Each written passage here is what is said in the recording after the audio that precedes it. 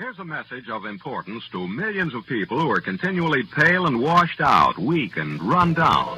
Doctors will tell you that these conditions are often caused by a deficiency of iron.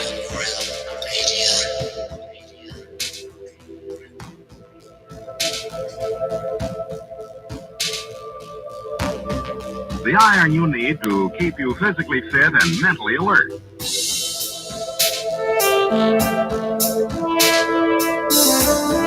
Medical studies show that 2 out of 3 women and many, many men lack the daily iron your body requires in a form your body can easily use and put to work.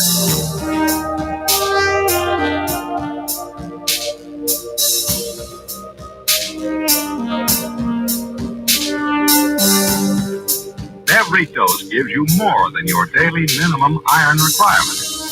We are weak, we are weak, we are not alone. We are striving for more. So if you're not getting the iron your body needs, we are weak, we are not alone.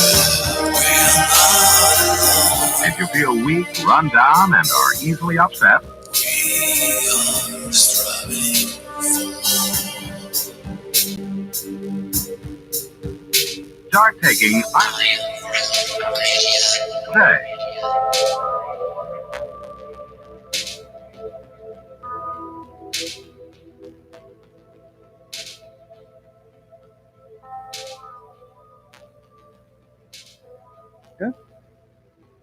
It's Friday, my dudes.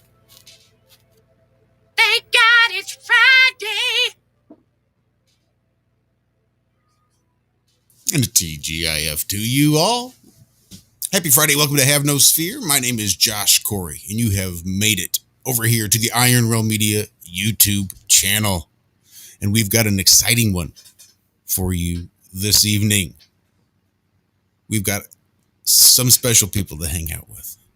Let's jump right in and say hello to the cast of regulars, starting off with Mr. Zachary Zabala, Mr. Too Nice for Rice, Z Squared, the Nomad. Zach, how you been, sir? How you feeling? How you doing? How's your Friday? Hey, Josh, doing great. Well, it's Friday, my dudes. Got some good rain today.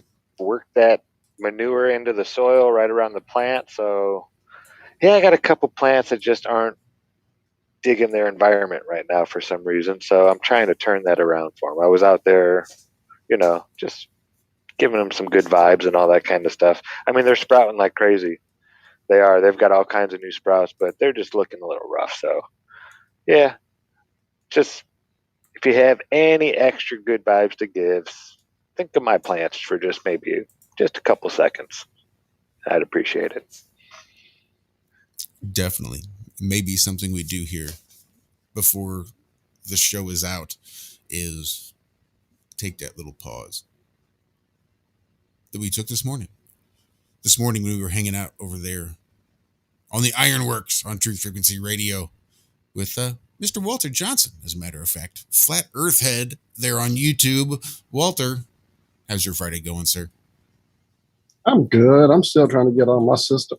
And see, I still don't have it right. Apparently, I had too many camera things open when I turned my computer on. I got updates too, Alan. I see you there in chat. Apparently, I've updated everything this afternoon while I was sleeping. We had a great show this morning. Took a bit of a nap. Got an update. Been fixing things ever since. So I guess I'll be on TV for you guys. It's more official, right? If you're on TV. I think that's right. I think it makes it more official. So, I will play one on TV today. But yeah, we got a cast of thousands today, so I'm going to shut up and get them in here. Yes, we do. Let's say hello to Mr. Lucas King. He's got a channel on YouTube you may have heard of called LC King.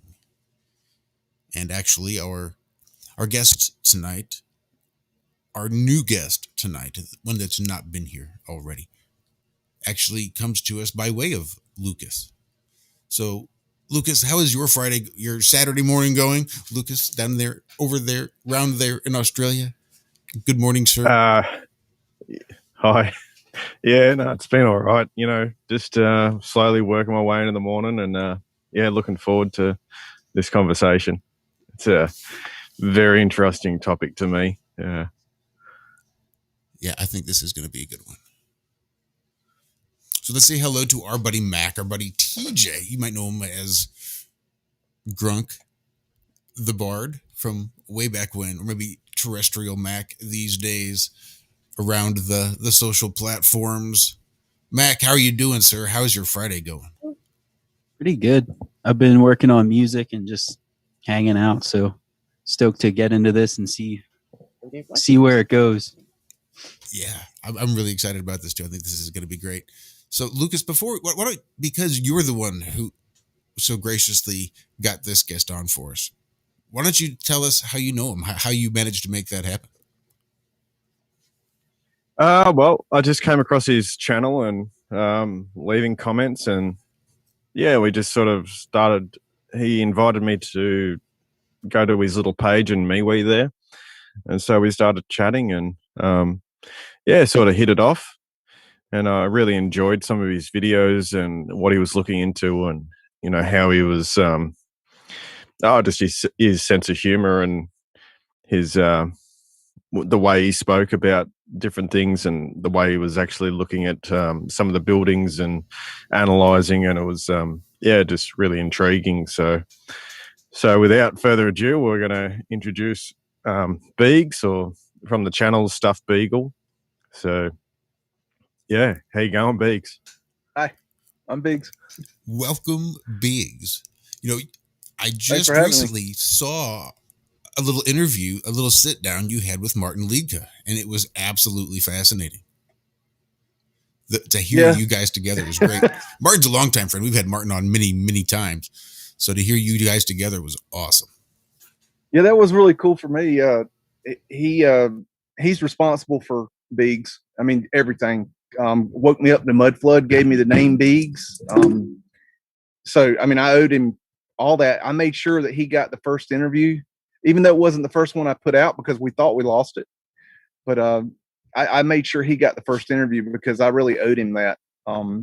It was as a thank you to him for getting me awake. I've been awake a long time, but waking up to MUDFLOOD was a whole nother level. That was like I was conscious big time, but man, MUDFLOOD, that's just a rabbit hole that I'd never heard of. And so I really wanted to thank him for that. And that's why he got the interview. It should have been the first one, but we had some problems, but luckily I salvaged it. And so it was really cool. No, that's really great. So give us a little background. Tell us about yourself. Well, in January 2008, I was totally asleep, absolute sheeple. Thought I knew everything. Thought I was a pretty intelligent person. I drank a lot. I ran my own business. I had an internet business, and I was sitting on the couch one night I had satellite and I had 90 channels of stuff I'd already watched, if you've ever been there, and I couldn't find anything to watch. And so you have the DVR, and I recorded a show that was coming on at 1:00 in the morning, and I'd forgotten I'd even set it to record. I didn't know what it was, but I like history, and it was on the History Channel. And about 1:00 in the morning, it flipped over to the show on the History Channel. And my girlfriend was sitting beside me. She's like, "What the hell is this?" And I'm like, "I don't know. Let's just watch it." So we watched it. And it was a documentary on 2012. And after watching that documentary, I just sat there drinking my beer, pondering what the hell I was looking at. And when I got done, I looked at her and I said, "What the hell was that?"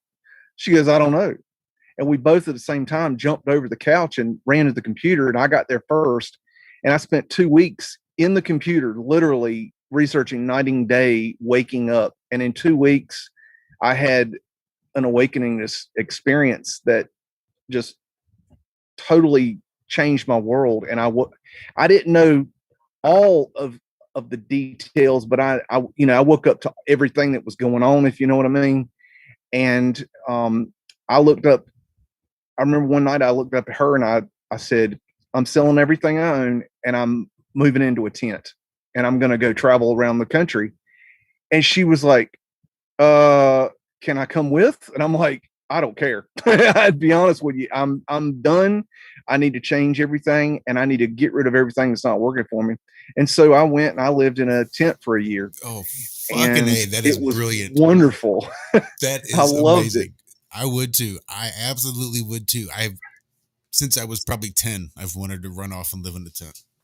Still do to this very day. Same burning desire in my heart to run off into the woods. It's wonderful, except it's hard as hell.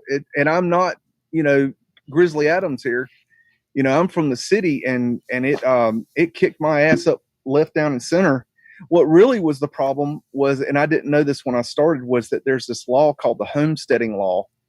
And what it means is that you cannot stay in America, you cannot stay in a campsite for more than 2 weeks at a time. You have to leave after 14 days. And then you cannot return to that same campsite for 30 days. Okay, now that doesn't sound like a big deal. I didn't know that until my brother has been up in Oregon for years and years and years. And so I started going there when my family moved out. The rest of my family, mom, my sister, they all moved out there. And so we went and we were trying to find a campsite for somebody's birthday party.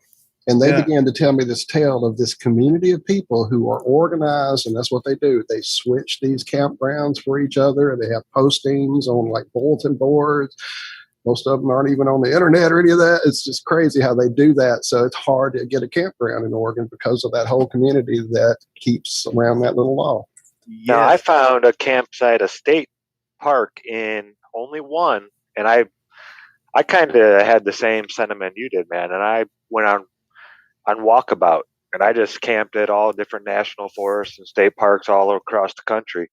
Nice. And Arkansas, there was a place in Arkansas where you could stay indefinitely.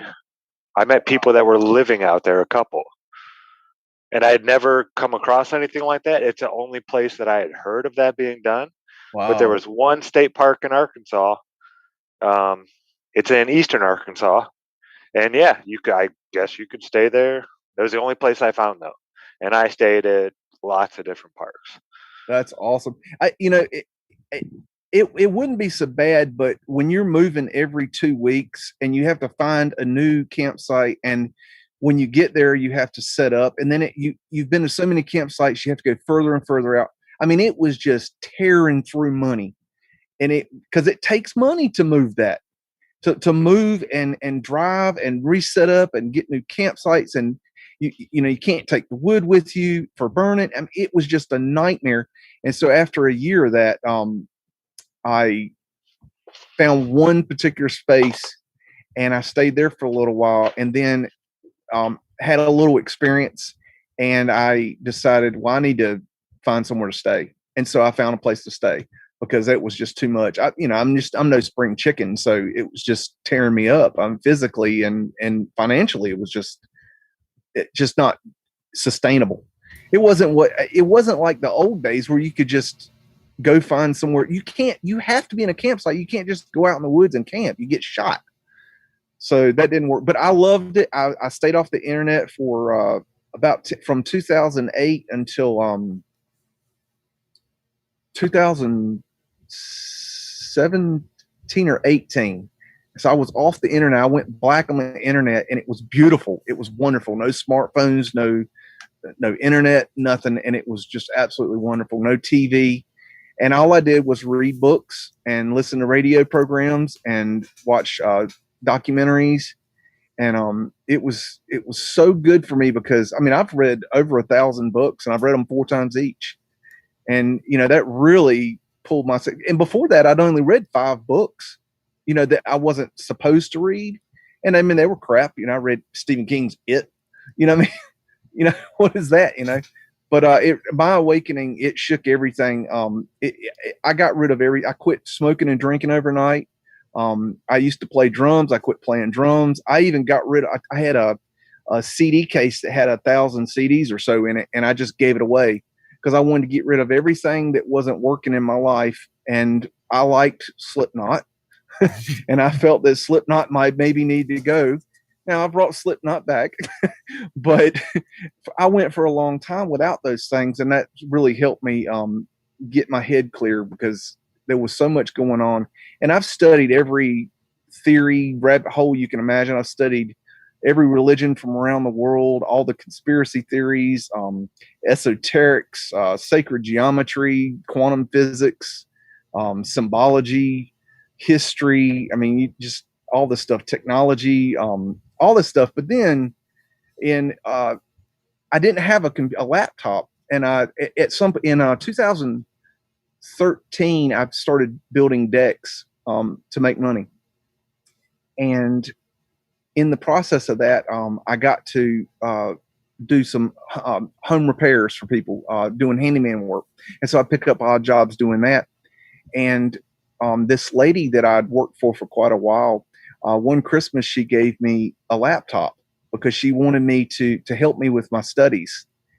And so I started using that to do new research. And so I hadn't researched flat Earth.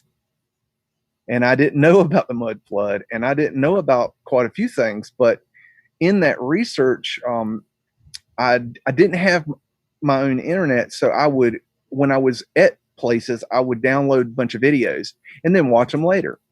And that was great and all. And it led me to the jet fuel hoax, which that's a great rabbit hole. I love that one. And of course, interesting. Yeah, that's interesting. That's one we haven't really gotten onto too much here on the show. Briefly when it first came out, and then we kind of haven't gone back, I guess, just because I don't know.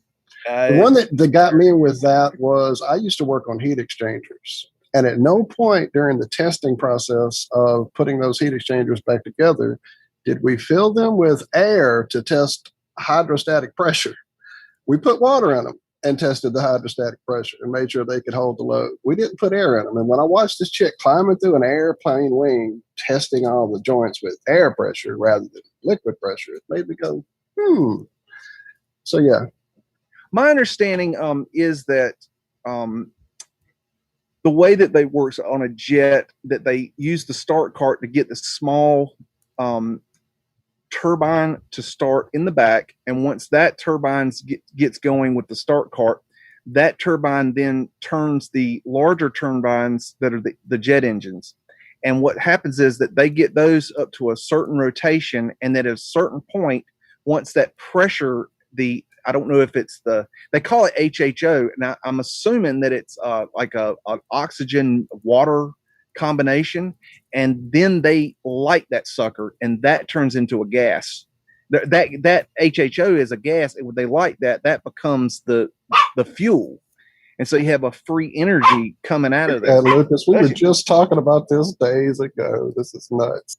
There's a car coming out with this tech, this HHO running on water, electrolysis, splitting it and running it on the hydrogen gas. Nobody cares. Coming out here just real soon. You'll see these hydrogen cars tooling around. And I also think that they use levitation for this, and you can study that in bees. And the ancient Egyptians probably had this technology, things like this. Have you seen some of the videos of the hovering airliners? Of the what airliner? Hovering airline, like a fucking jet. Oh, I have 100,000. Bragg, North Carolina, and the C-130s come in daily, and they're hovering. They're levitating in the air. They're real quiet, and they just kind of sit there right through the air. Yeah, it's pretty nuts if you pay attention. I used to live near a few airports, and I would see things, and I would just go, well, that's got to just be perspective and the angle I'm seeing it come in at, and try to explain it away 1,000 ways, and just move on with your day, because you can't conceive that thing is floating in the air. So yeah, of course it's angle or whatever. Yeah. Well, your mind blocks it out. Like you just move it on, and this world is crazy. But when I've studying jet fuel hoax, it led me to flat Earth, because they're connected. And so in studying flat Earth, I had gotten a hold of some videos that were basically slideshows showing old world technology and pictures of the buildings and things like this. But there was just music. There was no explanation of what it was. It was just labeled flat Earth something. And I'm watching this video, and I know that there's something wrong with what I'm seeing. I just can't figure it out. And I kept staring at it and looking at it. I kept watching these videos over. I had several of them. Kept watching them over and over again. And finally, it hit me. I was like, "There's something about this doors and windows underground thing." And I'm like, I started typing in doors and windows underground. Of course, that doesn't bring up anything. And I went for 6 months, like racking my brain, trying to figure out what is going on here, because I know that something ain't right. And one day I got a hold of Martin, and he was talking about the same thing, and he mentioned mud flood. I'm like, mud flood? And I looked into that, and that's when I figured out mud flood, and there's mud flood. Windows. Well, looking back, growing up like I did, my grandfather was a Baptist preacher, and I can literally remember being in the nursery part with a full window, a half window, quarter window, no window, still no window. And I, wondering, even at that young of an age, what the hell? And then as I grew up in many different churches, seeing that very thing, full window, half window, part. It's like, okay, somebody explain it. Oh, it's for a temperature thing. Okay, the majority of the church is up there. This little bit down here is not controlling the temperature up there. Yeah, okay. And that, again, was before I had a clue about mud floods, just asking questions about seen all this stuff my whole life, and it just ignored it. I mean, I just thought that was normal. It never even occurred to me that any of the, and I know about construction, and now thinking about it, I don't know if you've looked at this, but you don't put bricks below ground level because the water seeps through them. You don't use them as foundation. You use stone. So when you see bricks below ground level, something's wrong. Matter of fact, there's a guy that lives behind me, and his house is on one side of the house is on a slope, and he's got a basement room, and the basement is half covered by dirt. And every year that thing floods because the water comes right through the wall because it's brick. And it was a mistake the way they built it. He knows all about it. He knows all about it. And anytime you see brick below ground level, absolutely, it's not correct. And any contractor knows that. You don't use brick below ground level. You don't do it. It wouldn't pass code. Now, they'll say back in the, in the 19th century, oh, that's how they did it. No, they didn't do it that way. If you go below the brick that's below ground, you'll find the stone below the brick. You got to get down and dig. Yeah, did you see the pictures of the Capitol building? How they say the foundation had pillars? Have you seen the pictures of the White House where they gutted it? Yeah, that's insane too. Yeah. Yeah, we didn't build those buildings. Those buildings were there. I'm going to tell you, if it was built prior to 1945, it's suspect. Mm-hmm. And I know that date sounds kind of like what, but anything before 1900, you just go and write it off. But anything before 1945 is on my suspect list because there are anomalies just like crazy. And I don't have the answer for why that is. The only thing I can say is that right now, I think that they changed the matrix somehow. I don't know how. Well, there's time lapses of buildings, and there should be time lapses of all these big buildings being built. I have pictures of 2 buildings on the same spot, and both of them are mud flooders. I have pictures of mud flooders and a regular house, A-frame house on the same spot. And the mud floater is older than the house. I mean, it's like you can't have these two things at the same time. The best I can say is that they changed the matrix, and I don't have evidence for it other than it looks like glitches in the matrix, just like the movie. What do you see? I see a glitch. So I don't know the answer to that, and it's a very complicated thing. I mean, it's kind of Mandela effect. I'm not saying I don't know if the Mandela effect is real. I've only had one experience with that, and I can't say. I saw a Big Lots sign one time, and it said Big Lots, and it had the exclamation point without the period, but the exclamation point was the entire size of the sign, and it had no period. I asked my buddy, I said, "Is that weird?" He goes, "I don't know." And then the next week, I went back to look at the sign again, and they had completely changed the sign. That's the only thing that ever came close to a Mandela effect for me, and I don't know if that's what it was. But this is the It's kind of thing interesting. we're dealing with. It's interesting when you say like the glitch in the Matrix, like in that scene, he walks up, the kid up the top there, and he pulls the curtains. He goes, "What they change?" And he goes, "Oh, and he's looking at the brick wall." So, Yeah, so like a little when I hint went there, to see that movie in when it first came out, I was in the audio video production field, and we went to see it because the screens that they used in the Matrix were called AMX, and I actually installed those, and so we went to see it because of that. We didn't know anything about the movie, and it was the whole office went.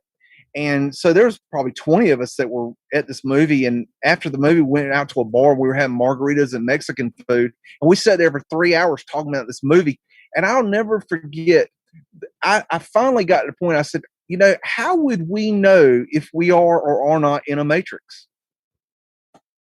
And I never realized how true that statement could have been when I said it, because that was like 1999. And now that I've seen all this other stuff, it's like, man, flat Earth. Okay, I'll tell you, the Earth is not a ball. Okay, if you believe that, you're just stupid. Okay, that's just plain facts. It's not debatable anymore. I mean, you got people that are globers, and they're just asleep people. Okay, but people that are awake know it's flat. Okay, or they're going to know it's flat. They will know it's flat if they look into it. But I have two separate theories about flat Earth, and neither of which I've decided on. It's flat Earth, and I don't know how it's designed or set up or structured. I have some theories, some ideas, and LC's got some great ideas. And then you have the other theory, which is it is flat Earth, but it's a simulation. And so I'm undecided because I've seen evidence both ways, and I don't know if it is or is not real or a simulation. I mean, who says this isn't God's holodeck? Well, my big thing was always, how do we know we're all seeing the same things? Yeah, I don't know. Well, like a dog to me, what if a dog to me, what I see as a dog could look totally different, but we would explain it the same way because the characteristics that we know are the same. That's color in the brown. Matrix too. The Matrix is a manual. You remember he's talking about how do we know that tasty wheats, taste like tasty wheats? How do we know they don't taste like chicken? Yeah. I mean, it's all in the Matrix. Now, there's a line, and this is really important. No one can be told what the Matrix is. They have to see it for themselves. And it's the same for the mud flood. No one can be told what the mud flood is. You have to see it for yourself. Same for all of it. And you can lead a man to all the knowledge you want all day long. Until he's ready to see it, he'll just be standing there staring at the same shit he sees every day. Exactly. Yeah, it's just consciousness, isn't it? Yep. We cannot wake people up. I've learned that is impossible. I have tried everything known to man to wake the sheep up. It is impossible. You have to wake up yourself. If you don't do it yourself, it will not happen. And that is a hard reality for me to have learned. I spent years. I made DVDs. I read people entire books. I sat there and talked to them for hours and hours and hours. I did everything I could possibly think of. I mean, everything. You name it, I've tried it, and none of it works. Because they'll listen to you for a little period of time, but as soon as you're done, and their brain, it's like the gears go, and they break down, and they can't handle it. Start to strip a few teeth, and it starts to spin out of control. Yeah, and I've lost. I'll tell you, I lost everyone I cared about this over this. And it was okay because I knew that I couldn't wake them up, and they were holding me back. So friends for a long time just drifted away, and it sucks, but it's reality. It's my consciousness went to a higher level, and they couldn't come with. It sucks. Nobody I knew prior to waking up knows that I'm doing this. Nobody has a clue what I'm doing now. None. And that sucks, but I don't care. The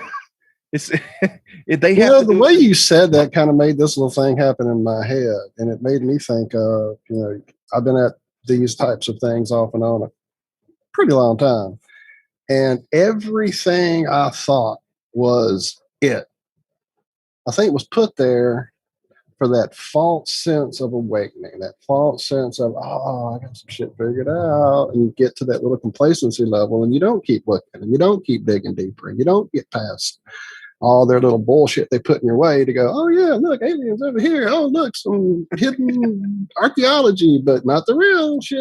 Oh yeah, Stonehenge. Oh, we're not going to show you the plaster down here, but all that stuff. So yeah, because dude, I thought I knew a whole lot of shit a whole lot of times. And then it was that whole bottom of my gut falling out when I was like, oh shit, I don't know a fucking thing, dude. It's all a lie.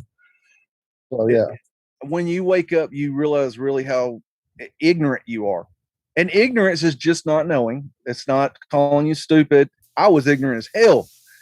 When you're ignorant, you're ignorant. My son and I were talking about this, and I'm looking at the root word of ignorant being to ignore, which implies some act of willingness, a participation. There's a willful act of not knowing. You do not want to know, and you're not going to find out. It's a willful act of ignorance. Ignorance is a choice. It's not just not knowing. I don't know lots of shit, but I'd like to know. If I had the choice, I would know it.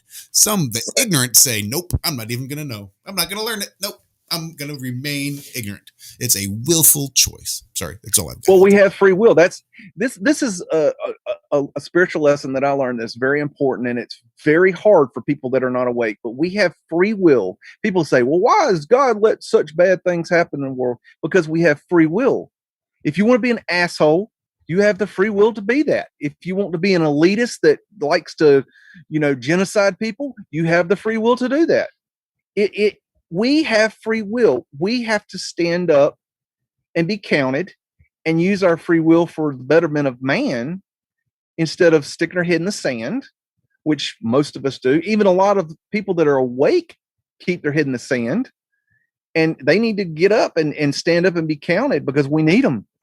I mean, I sat there with my head in the sand for long. I knew all this stuff.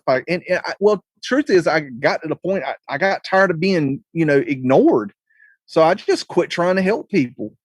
And so, going back to the mud flood, when I was waking up to the mud flood, I ran into Michelle Gibson's channel, if you know about her.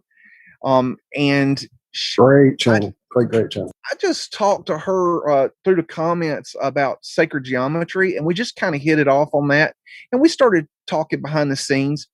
And in the process of that, I don't watch much TV, but I happened to watch TV one night, and I saw a commercial for that movie, The Joker, with Joaquin Phoenix.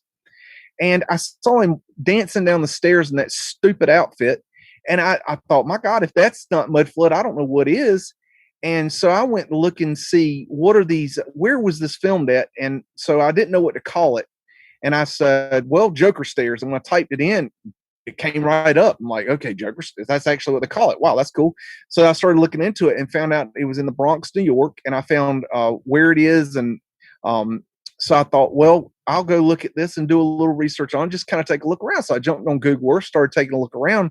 And as I was doing, I'm like, okay, this is kind of interesting. Maybe I'll record it, the pictures. And so I took snapshots of everything I thought was interesting. And I got done and I thought, man, this was really cool. Maybe I'll make a little video, just kind of farting around. And I made the Joker Stairs video. I don't know if you've ever seen it, but it was my first video. And when I got done with it, I put it up on YouTube, and just jokingly, I said, hey, Michelle, check out this video I made. And she looked, she goes, wow, that's really good. Can I put it on my channel? I'm like, I don't care. And she put it on the channel, and it did really well. People loved it. And I'm like, well, that's interesting. Maybe I should do a little something different. And so I was looking into the Seattle, Washington, and I came across the Pavement light pieces and construction. And I thought, well, what the hell is that? And so first thing I did was go to Wikipedia, the official indoctrination page, and they have a page on Pavement light. And so I'm looking at this and I thought, wow, I've never heard of this. And I got to the end of it and it talked about how it's in all these major cities. And I'm like, well, I've never even heard of this. How is it all over the place? And so I looked at it and I started collecting pictures and videos and things like this. And I got done. I thought, well, maybe I'll make I thought I need to look on YouTube and find more videos and more information. So I looked on YouTube and I spent a week looking on YouTube and nothing. There's not a damn thing on YouTube about pavement lights. So I'm like, well, how in the world is all these mud flooders not talking about this pavement light? And nobody was. And I thought, this can't be right. I said, I'll make my own video. So I made a video. It was like 30 minutes long. I called it, You Might Live in a Mud Flood City If. And I did that after there's a joke in America called You Might Be a Redneck If. And that's where I got the name from it. I thought it was funny.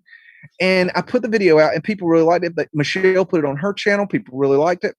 Anyways, I went on down the road and I was sitting there one night talking to her and I talked to her a lot back then behind the scenes. We had a real good rapport behind the scenes. And I said, I'm just kind of locked. I kind of like got writer's block. I can't figure out what kind of video I want to make. There's so much stuff I do want to do, but I can't figure out. And I just jokingly said, maybe I should make another pavement light video. And she said, that's exactly what you should do. And I want to help. And I'm like, okay. She goes, let me write a script. I'm like, okay. So she wrote the script and I did like a 4.5 hour video, 3-part series. And we put it on there and that just blew up. And that's where the pavement light thing came from. And that research is absolutely key. If you want to understand mud flood. Shedding New Light on the Mud Flood. Is that the one? That's the one. Purple. The original one I did is really, it's crap. I used the wiki, like an audio, somebody read it with the computer and it's horrible. It's a horrible video, but the Shedding New Light is the one. I've got it ready to do 2 more videos for that series. I've got so much information. It's absolutely ridiculous. But I dropped the Joker video in chat for everybody there, and now I'll drop the first one. And the Joker video, I actually, when I did it, I used there's a guy that I pay attention to. I'm not a big rap fan. I like a little rap, but there's a guy named Tom McDonald, and I had been watching him for years. And watching his career. I was with Tom well before anybody knew who Tom was. And he made a comment in a chat one night and he said that you can use my music anytime you want. And this was at the time I was making that Joker video. And so I used his music. I'm like, okay, he says I can use it. And so that's why I use that music. But that being said, a lot of people absolutely hate rap music. And they thought that my pictures were way too fast, which they were because I timed them to 3 seconds each. And so I made a second video that's a slowed version. I call it the rubbernecker version. And I put jazz with it, which a lot of people hate jazz, I found out. And that's a slower version of the same video. And then like this year sometime, I made a live version where I actually went through and did the video again, real time, where I'm looking at it on Google, kind of, and giving my, verbal perspective of it. So there's 3 different versions of that same video. Not that it's that great a video. It's just another way to explain it to people because there's so many things to look at in this. I mean, it's everywhere. You literally name a town. There's a little town right outside of where I am, and it is a mud flood town. And I've been in this town 100 times or more and never even noticed it until a couple weeks ago. I looked at the bank. Well, it's the library now, but it was a bank originally, and it's got a 12-foot drop down the side into the ground with, railing on it. And I'm looking, and I started looking around, and there's prism transoms above the doorways. There's windows going into the ground. I mean, vents going into it's all there. And this is a little hodunk town right 5 minutes away from me. And I mean, why did they mud flood a small town? TJ, you're finding this too, aren't you? Yeah. I just started looking at stuff near me, and it's everywhere. Everywhere. It's in place. I mean, I suggest everybody, if your town was built prior to 1945, look. And I'm not guaranteeing you there's going to be something there, but okay, here's an example. This is a video I really like to do. I lived in a little town in Sweetwater, Tennessee, which is about 45 miles west of Knoxville, Tennessee.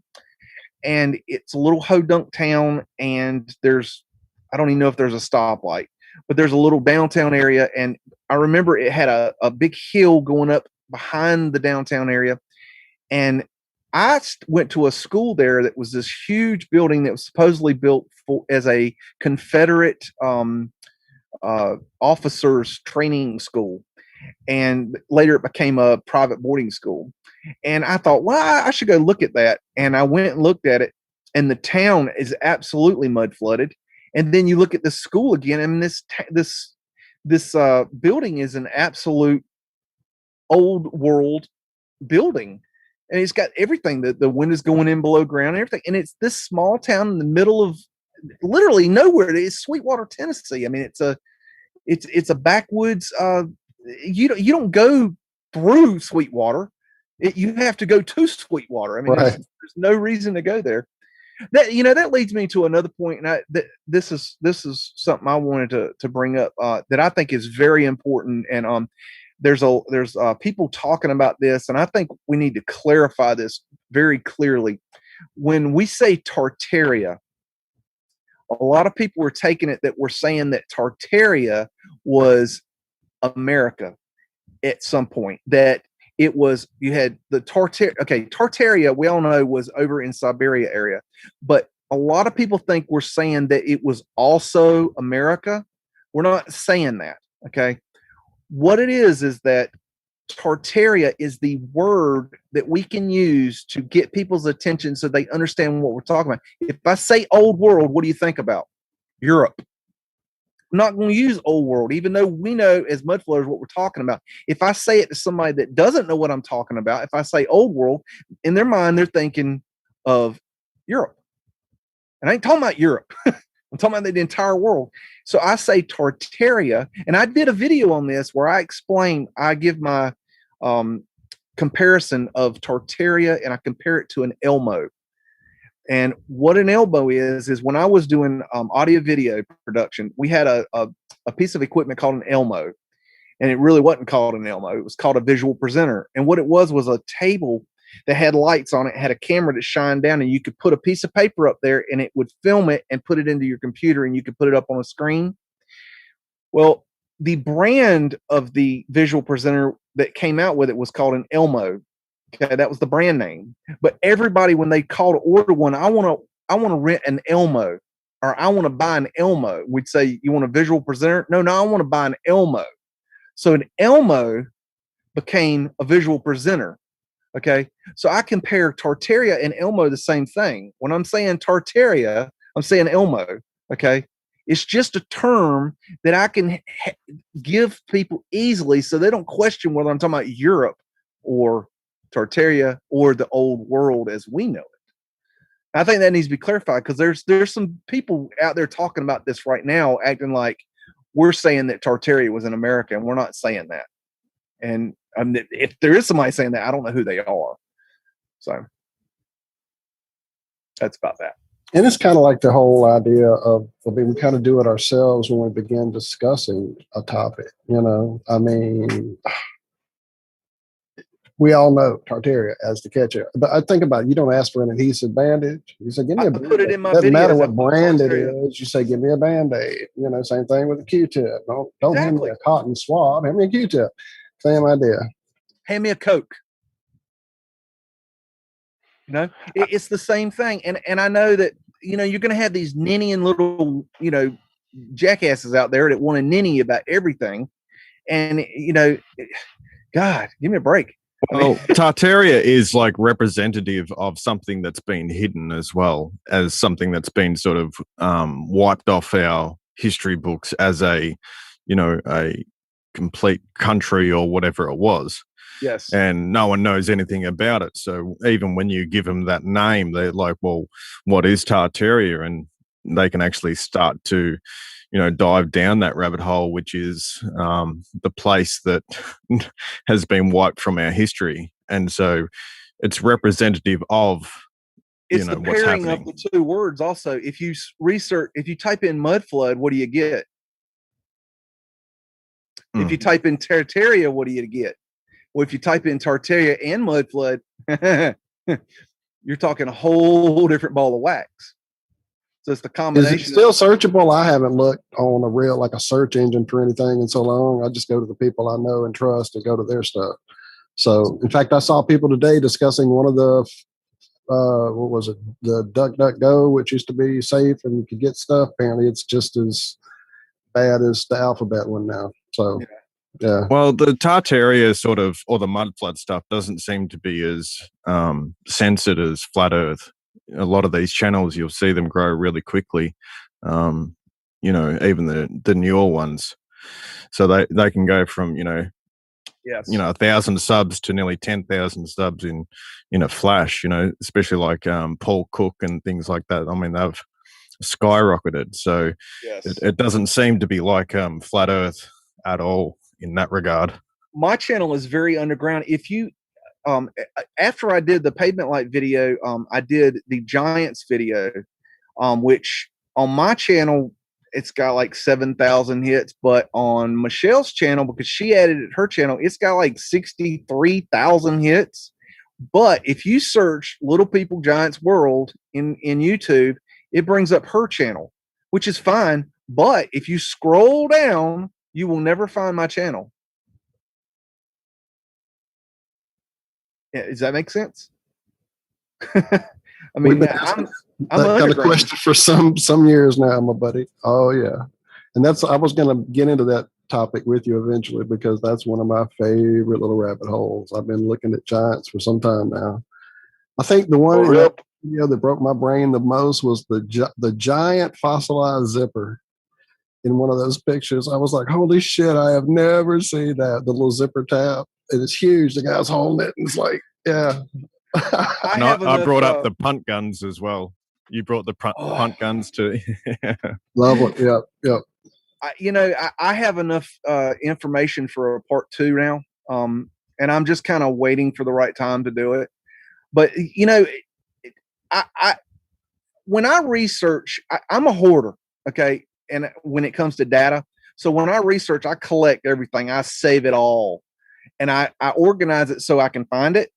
And so later on, when it's like, oh, what should I do a video on? Oh, giants. Oh, I have a huge folder, gigs of information, and hundreds, thousands of pictures that I can pull from, and then I go and do more. And so, yeah, I find all kinds of things. And yeah, punt guns. I mean, I can't make this stuff up. And when I see it, I'm like, I know that's what it is, but I know that's a Giant's gun, but I've got to find enough information to prove this. That's why I put in the stuff like the guy firing the gun. I mean, come on. It's telling somebody, oh, we had to put it in a boat and shoot it because the recoil would send you backwards. That's one thing. But when you see somebody actually fire that thing in real time, not in a boat, and you see the recoil on that, you realize how stupid it is. It's just it clarifies it. And then you got it's a small cannon. So it's like holding a fucking cannon against your shoulder and firing it off. Just like what are they, like 600-pound swords, 12 feet long, and they're saying, oh, they're just made them for an ornament. Yeah, it's like, right. Come on, 65-pound hammer to drive your little nails in your wall. I remember all was in there. I think there was a guy in there that was wielding the sword, and he would do it with 2 hands, and he tried it with 1 hand, and I think that was in there too, but. He couldn't even lift it, that guy. He's trying to swing it around. He's just like, he'd never fight with it. It's insane. If you can accept giants as being part of our history, it clarifies a lot of things. You look at the big ass doors, it sums that up. You look at 12-foot, 14-foot ceilings in these buildings, and it's like, duh. Yeah, bathtubs that human beings can't even climb up into. Beds. Furniture. Now, I think most of the furniture was destroyed. Now, if you want to see the furniture, look at royalty. The big beds they had. Yeah, I was about to ask you about some of the royal furniture, how oversized it is. Yep. They kept that. It's interesting how they I think they came in and burned it all because I mean you can't. There's scepters and shit that they can barely hold over their shoulder and crap. I mean, yeah. I guess the king, he got the giant's biggest bed, and I guess the queen, she got the next size down, so on and so forth. And that's interesting. You got the bed of ware, I think it's called. It's just incredible. Giants is it's a key part. I mean, I think that's one thing people have to come to conclusion on it with the mud flood is that not only were there giants, but there were some big ass giants. I mean, we're not talking about just 12 foot, 10 foot. We're talking about some big giants. I mean, it's quite possible that there were 30 foot, 40 foot giants. Well, now that does beg the question: how far up this rabbit hole have you gone? I'm sure you've checked out Roger's channel, Mud Fossil University. Yes, I have somewhat, but I'll be honest with you, he puts out so many damn videos I can't keep up. Oh, dude, good luck keeping up with Roger's output. But just there's some key I can't watch that much. Like I was a biology student, so a lot of the stuff he goes into on the biology, I see it, dude. It's like, holy shit, there it is. I mean, it's right there. So then you go, okay, so then what the fuck are we living on? What are we living on? So it gets crazy. This makes sense to me, when I do my research for, the electric side of things or the electric nature of our world. Well, as soon as you bring that into play, as in changes in electric fields and things like that, well, giants start to make a whole lot more sense because, there's technologies that actually say, increase the electric field while in a greenhouse or something, and so you're going to grow larger plants. And so you change the environment, you change the electric field, all of a sudden you've got bigger people. And it also sort of speaks to this idea of going, stages of consciousness as well. When things are growing bigger and healthier, do you have a higher sense of consciousness? Are you able to, just be at a different level than, say, what we are now? And some of the technology that they seem to be using seems to be more, in line with nature, more natural. Definitely. And even the way that they, would write things or whatever it is that you're looking at is at a higher level than what we are, for sure. I get a lot of people asking what kind of vehicles did they have back then that they needed such wide streets. And I keep kind of coming back to this thought. I have no proof for it, but I keep wondering why do they have to have vehicles? I mean, if they're more connected to the earth, maybe they walked. Maybe, maybe they had green grass in between the buildings and trees. I don't know. I'm just saying, did they have cars? I don't know. I mean, maybe they rode horses. When I see some of the photographs and they show people, and we know, or at least we are told, his story tells us that there were certain photographic techniques that were available, and that was it. And in certain photographs, you've got all these people who are very clearly standing for the photograph. Right. But then there's those 2 or 3 people who are fucking blurred. Yeah. And they're not blurred in a way of somebody walking by the camera or somebody going into the distance, but they're in a spot and they're fucking blurred. In fact, when I watched your blurry face video, I was like hoping you would have 1 or 2 of those in there. And I didn't see one. I'm like, oh man, a missed opportunity for sure. I love those fucking pictures. They blow my mind because you have to think, well, to see the one that, I've got one in a video I'm getting ready to put up soon. And it's actually got a blurry person and they scratched it out. Oh, no shit. There you go. That tells you all you need to know. I don't know what that's about, but I talk about it in the video. Because, I mean, everybody's there except that person, and they're in place, but they're fucking blurry, or their face is blurry, or it's pretty nuts. I think they had a lot of the pictures, I think, were found. People talk about, we have construction photos. I bet you do. You have construction photos of when they were constructed. I think we found photos. Why would they not have, if they could build these big buildings, they could have free energy. Why could they not take a damn photo? I mean, I think they did. Yeah, they do. There's some of that stuff that's so high def looking that there's no way they didn't have technology that we're not told about. Yeah. No way. And this what gets me. When you look at, say, the alchemy stuff as well, and it matches 1-to-1 with some of the, the electric principles and things of our world, or even if you look at hermetics with, there's 7 principles of, these are really refined understandings of science and things like that as well. Look, to say that they didn't have cameras or something like that or understand chemical elements is ridiculous at this point, I think. Yeah, absolutely. No doubt. The hermetic principles, I mean, all that stuff should be studied. the emerald tablets, all good stuff. Yeah. Back to MUDFLOOD real quick. Okay. One thing I like to look for when you're just searching for MUDFLOOD stuff, Yeah. look for old trees. If you have newer trees around, One of your then videos, I know Biggs has some amazing tree pictures. And maybe one of the giant ones even. Sorry, Zach. Can I share a screen?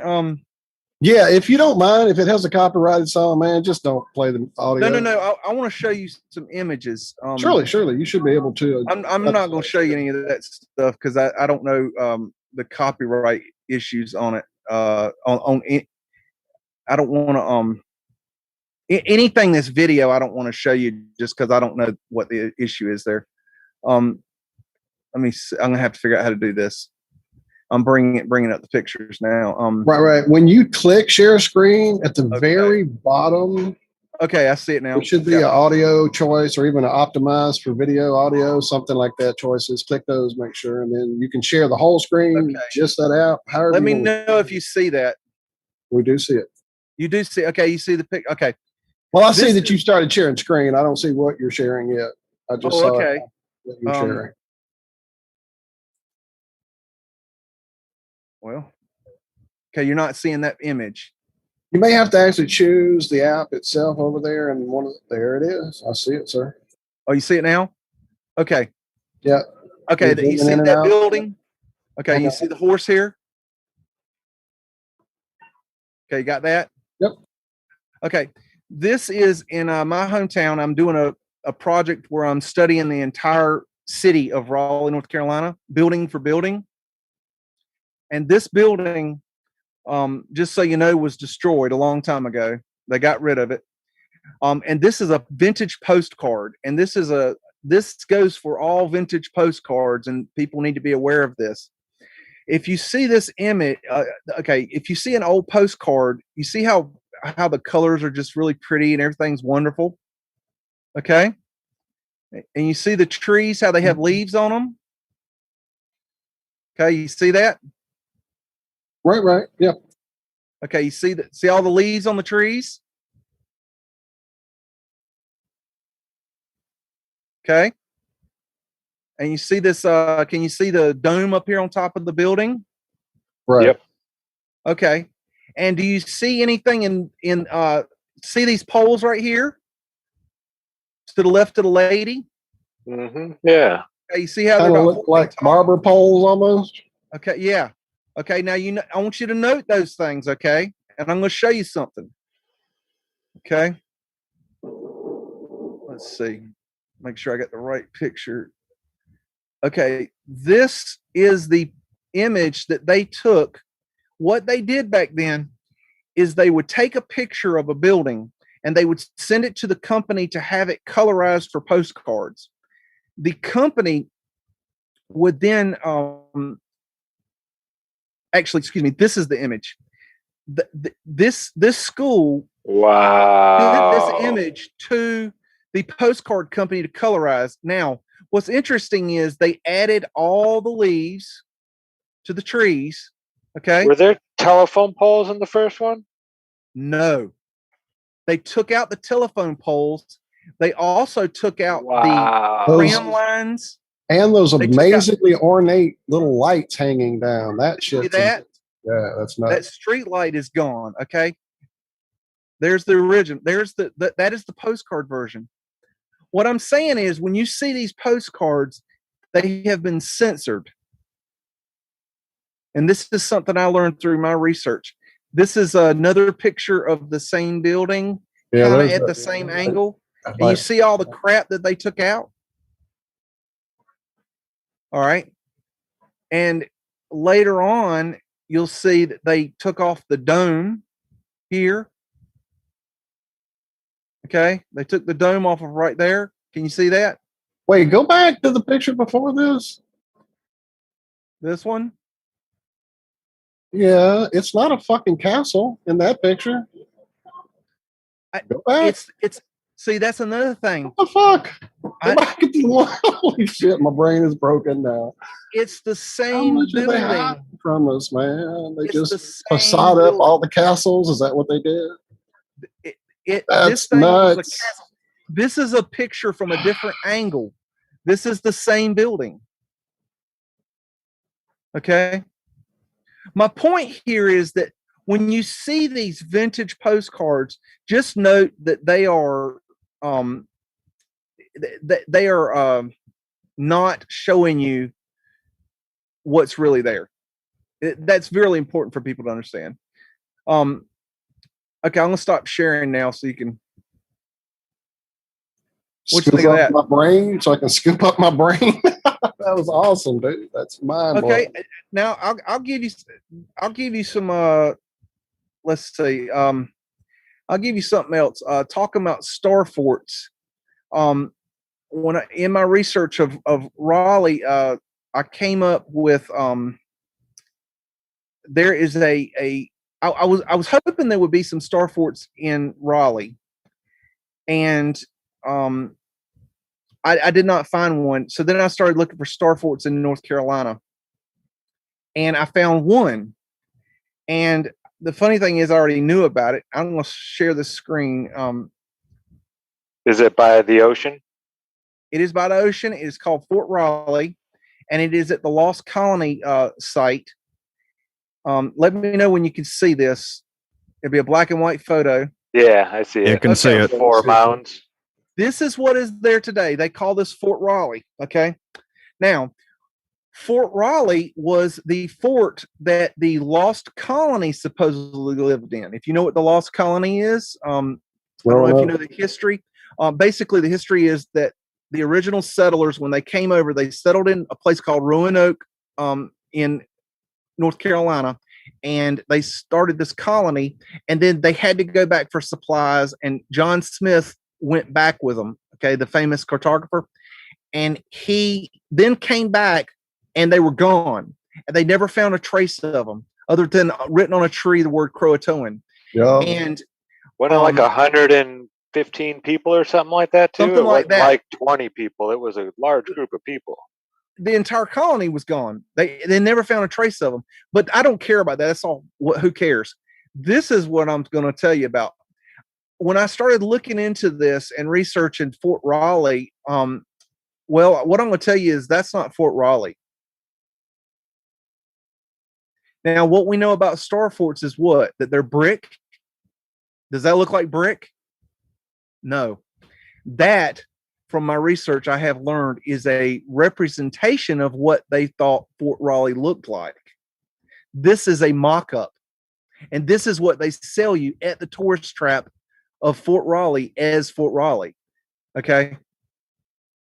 Now, this is what it looks like today. Okay, this is a drawing of it. This is another drawing of it. Okay, this is all horseshit. Now, recently, they found a map in England. And on this map, the map was a map that was done by John Smith himself. And on the map, they noticed that there was some pieces of paper that had been glued to the map over certain sections. They x-rayed the photos. They x-rayed the map to see what was under it. Okay, this is the map. Okay, this is one of the sections. Okay, the Lost Colony was located right here. Okay, this is what they say is the Lost Colony. Okay, over here is this portion of map. Now, underneath that, when they x-rayed it, is a star fort. Now, today, that is a golf course. And there is no evidence that there was or ever, that there is no evidence there was a,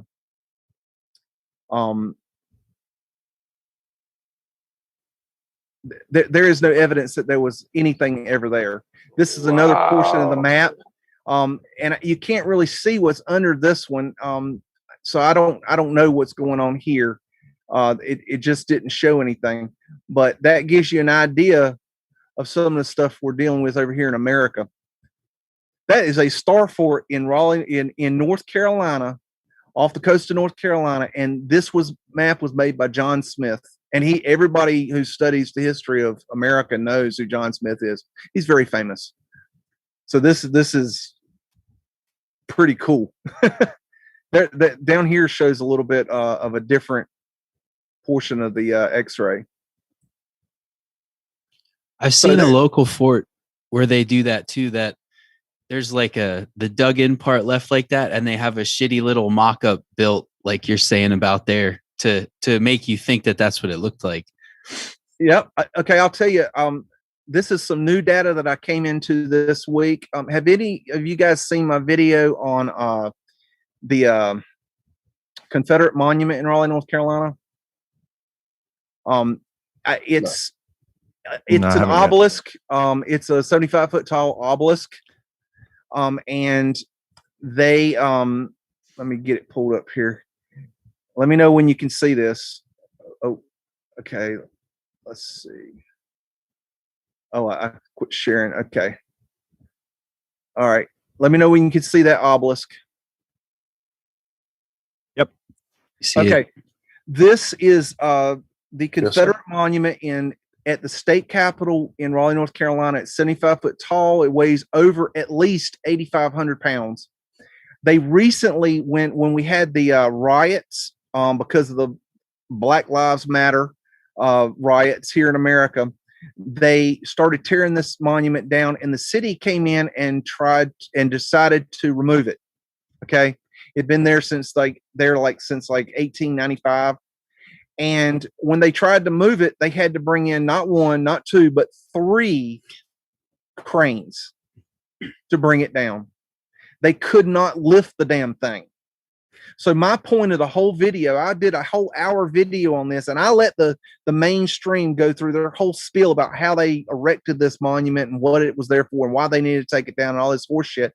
And then my question was, okay, well, how did they put it up in 1895? They didn't have cranes. Okay. So then, this is the research that I found this week that just blew my mind. You'll notice there's a cannon over here. Can you see the cannon? Yes. Okay, there's 2 cannons, one on either side. See the other cannon? Okay, right here, there were, on each of the 4 corners, there were cannonballs. You see any cannonballs there? That's a no. Gone. Okay. The cannonballs are gone. Okay. But in the past, there were cannonballs. See the cannonballs? Right here? Yeah. Okay, there's cannonballs on each corner right here. On each of the 4 corners are cannonballs. Okay? This is an old picture. Now, this is another old picture. Okay, you see 2 cannons. You see the cannonballs? Okay? I'm pointing these out for a reason. Okay? Okay? Here's an old picture. See the cannonballs? These are really old pictures. These pictures were taken right after it was installed. And that is very important. That is very key to what I'm going to tell you. This is something I learned today. This is a picture that was taken on the day that they the opening ceremony for this obelisk. Okay. Now, in this picture, you'll see something that looks really weird. Can y'all see anything weird in that picture? Is that an odd cross there I see on the side? Some kind of cross, yeah. Right here and right here. Do you see anything weird? It's a cross, it looks like. No. Okay. Well, when I did my research on this, and my whole life, I never saw this. And when I was doing this video, I saw this, but I just thought it was just a bad picture. Okay. Well, this week I learned. Okay, this week I learned that is not a bad picture. I found this week. This is a picture of the monument supposedly right after it was finished. These were removed immediately after it was finished, and they put the cannonballs in. They had the opening ceremony, then removed the lights and put the cannonballs. Can you say busted? Mm-hmm. That's the kind of shit I run into on a daily basis. The more you research this is an Wow, and look how little those guys are. And supposedly they found a time capsule buried inside here, and I could not figure out for the life of me how they got it in there, because it was in these blocks down here.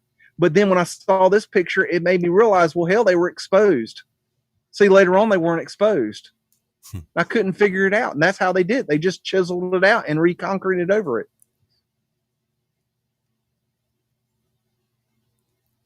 So that's that.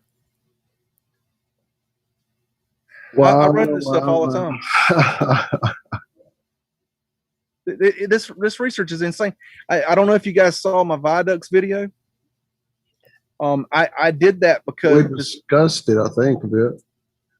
I was talking to Campbell and Martin in our interviews, and I brought it up just to ask him about it, because I figured everybody knew this. I thought this was common knowledge, and neither of them knew what the hell I was talking about. And they said aqueducts, and I think, no, not aqueducts, viaducts. And viaducts comes from the word aqueducts. Aqueducts means I think a raised platform that carries water, and viaducts, via means road, and duct means platform, I think, or something like that in Latin.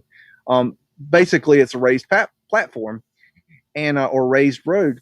And so when I asked them about it, they didn't know what I was talking about. I was like, well, hell, maybe I need to do a little video on this.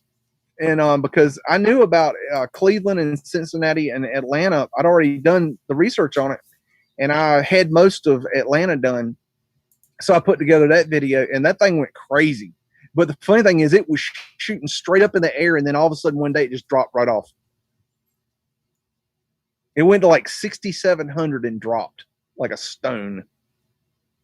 So I don't know what happened there. I think maybe it was manipulated. I don't know, but that video was very important, and that the viaduct phenomenon. I'm getting people from all over the world telling me about these viaducts in their cities. And so I have a whole list of viaducts now that I need to look into. But the basic principle is that they raised the road level and via viaducts throughout the entire cities. And when you come in, you start from the outside the city. And if you'll look as you're going into the city, like on Google Earth, you'll see on the sides, you'll see the buildings below the ground level, below the road level.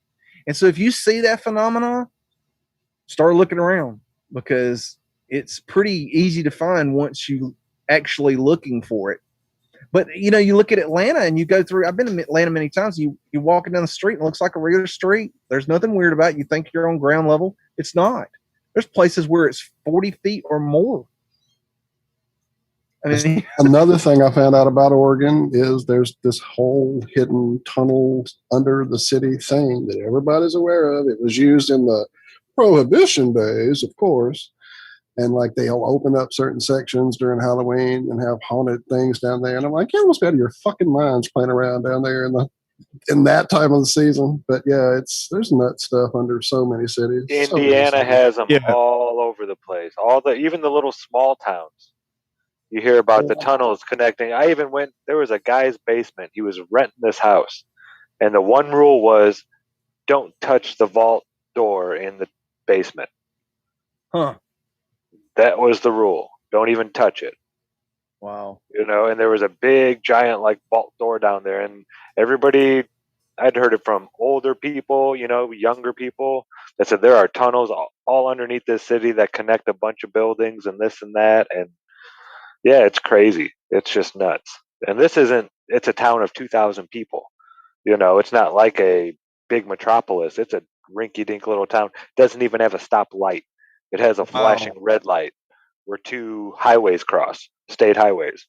Okay. That's how rinky-dink it is. I've got another topic that I'm finding out that people don't know about, and I'm trying to get the word out on this. I need to do a video on this one. I'm actually working on it. But have you ever heard of brutalism as an architectural form? Yeah, and they're like German, I believe. Yeah. The only reason I know that is because they talk about it in the Total Recall, either the commentary or the behind the scenes, because like the offices and all that they use for the future look were brutalism type buildings. That's it. In the 1950s and 60s, they came up with an architectural style called Brutalism, and basically it was real horrible crap. And you see a lot of it today. But one thing I'm learning is that there was a particular part of Brutalism, and it's called brutalist facading. And this is key. And I'm going to show you why.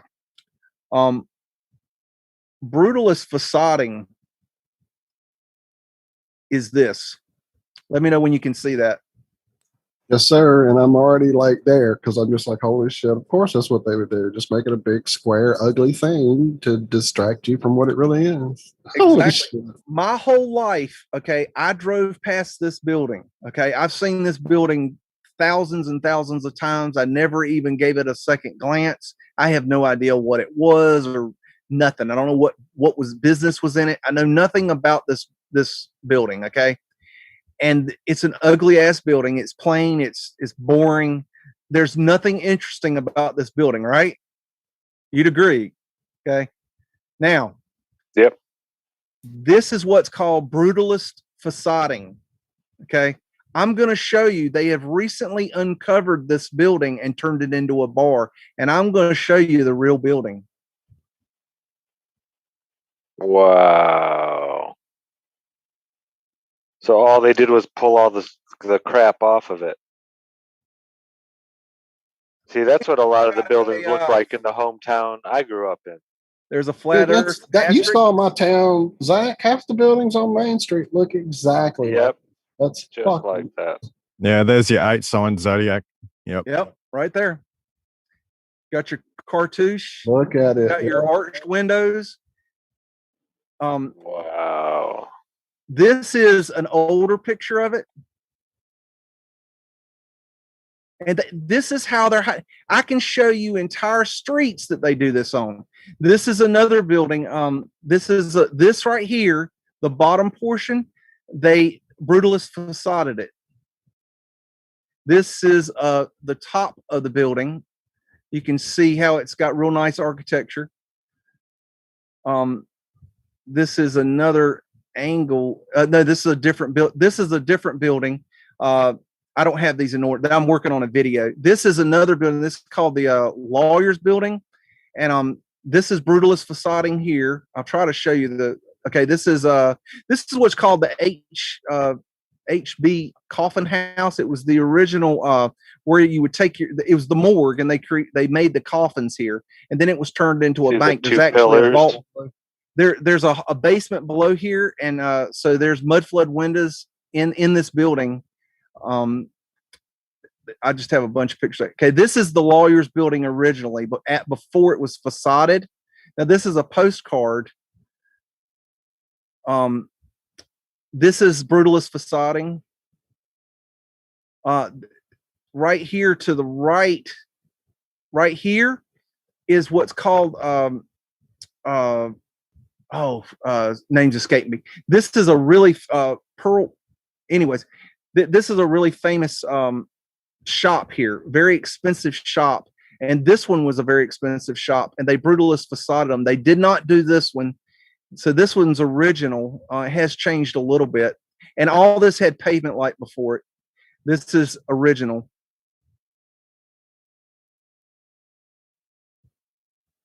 This is original. You see the detail. Just gorgeous buildings. Why would you cover that up, you know? Because they're hiding it. We couldn't do that back best thing I can tell you. We were having a recession and a depression. This is the Lawyers Building that I was showing you before. This is what it originally looked like before they brutalist facaded it. Let me see if there's anything else. Well, it's in the name, isn't it? Brutalist. Yeah. Yeah, it's brutal. There's an overhead look of what it looks like today. In the middle you have one that they left, which is gone now. They've destroyed it, and then brutalist facade on the other sides of it. This is all in one town. The one where it said CVS. This is what it. Oh no! This is a different one. They brutalist facaded this one too. There's another brutalist facade. That's this building on this building right here is this. Wow. Okay, this is when that's when the building burned down. Okay. This is a work in progress. That gives you the gist of it. But that is brutalist facading. That's something I'm trying to get out too. This stuff is behind. They hid the transoms now. The glass above the doors, the prism glasses. They've covered over the transoms, and people are starting to uncover them now and use them as our Art Deco. They think they're cool now, but they covered them over for a long time. But this stuff, it's amazing how they. That was that sort of glass that took the light and shone it right to the back of the shop. Is that correct? Yes. Each individual, they were squares 4x4, and each individual glass had prisms in it. And when the light would come in, it would turn it and shoot it back into the building. When you have a 75-foot, 80-foot deep building with 12-foot tall ceilings, it's hard to get light back there. This is pre-electric. Okay. So they needed light, and the gas light was very hot, very expensive. And so they were trying to come up with new ways of lighting. But that's what the pavement light is for, and the prism lights. And they're made by the same companies. And one of the companies was named Luxfor, basically Lucifer. Of course it was. The light they tell you everything. The light bringer. They want you to know this stuff. I mean, they're laughing in our face. Well, they have to. It's part of their little club. They have to give their little, we told you, you knew what we were doing, so we're clean and free to do it to you. Have you guys looked into Rosendale Cement? I've seen some stuff on cement, but I don't know exactly that name. So tell me what you got. Okay. You might know that the Romans had concrete way back when, and then supposedly we didn't invent concrete till recently, the last couple hundred years. Well, we have just learned that there's an in-between concrete. It's called Rosendale concrete, and they literally used to all the old world buildings used this concrete, but then they forgot how to make it, and they just recently found out about it, like NASA. Yeah. Where's the telemetry data? So I mean, there's all kinds of things that are going on with this research. They're just amazing. Have you heard about the trolley lines where it had the cable that's underneath the ground and it pulls the trolleys around the town? And then they switched it over to a conduit system where it would electrify it, going positive, negative, positive, negative. Well, was it electric before they had the conduit sort of, or was it vice versa? I mean, when it was, that's a good question. If you had a cable that ran underneath the city and pulled the trolley, and that cable was attached to a motor, that motor would have been free energy. So they ran the entire trolley system in the old world off of a cable system that was run off a free energy motor. Yeah, and they've systematically, got rid of all the trolley systems as well as the train lines as well. So I think they destroyed the electrical systems when we took over. We didn't know how to work it or something. We blew it up. It's possible we blew it up, taking over. I don't know. That they don't work anymore. Or I've even questioned whether or not they are still collecting free energy and are selling it to us. I don't know. That would not surprise me at all. I've seen numerous videos of guys taking their little voltmeters, or even the gun ones they have now that'll show you the voltage in a wire in your wall and shit, going to the big box and showing that this freaking cable is coming in with absolutely nothing. And where's this energy coming from? With these new installations of crap they're putting in people's homes. And when you start looking back at like that picture you just showed us, where they erased all that stuff for that postcard. I mean, at one point I saw even the little energy tower looking things. It wasn't just lines and telephone poles. There were the little towers. So yeah, I think that shit's been hit. In fact, this morning we were talking about Mercury, as we often do, And I was telling, we were talking about here in my little town, Zach came to visit, and we saw this. I had seen and noticed the only building in my town that has lightning rods on the top of it is where the priest lives behind the Catholic Church. There's two. And there's also a little series of little tiny small rods across his roof that are also on top of the church.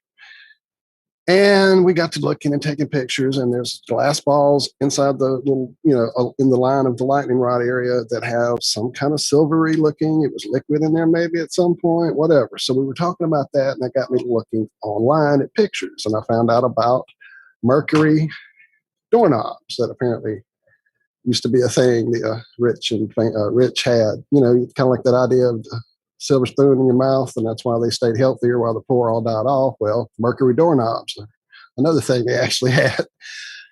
Found witch balls that were coated with mercury. That then led me to like orbs and this kind of thing. And one of the pictures, well, here, let me share, and I'll show it to you. Hang on one second.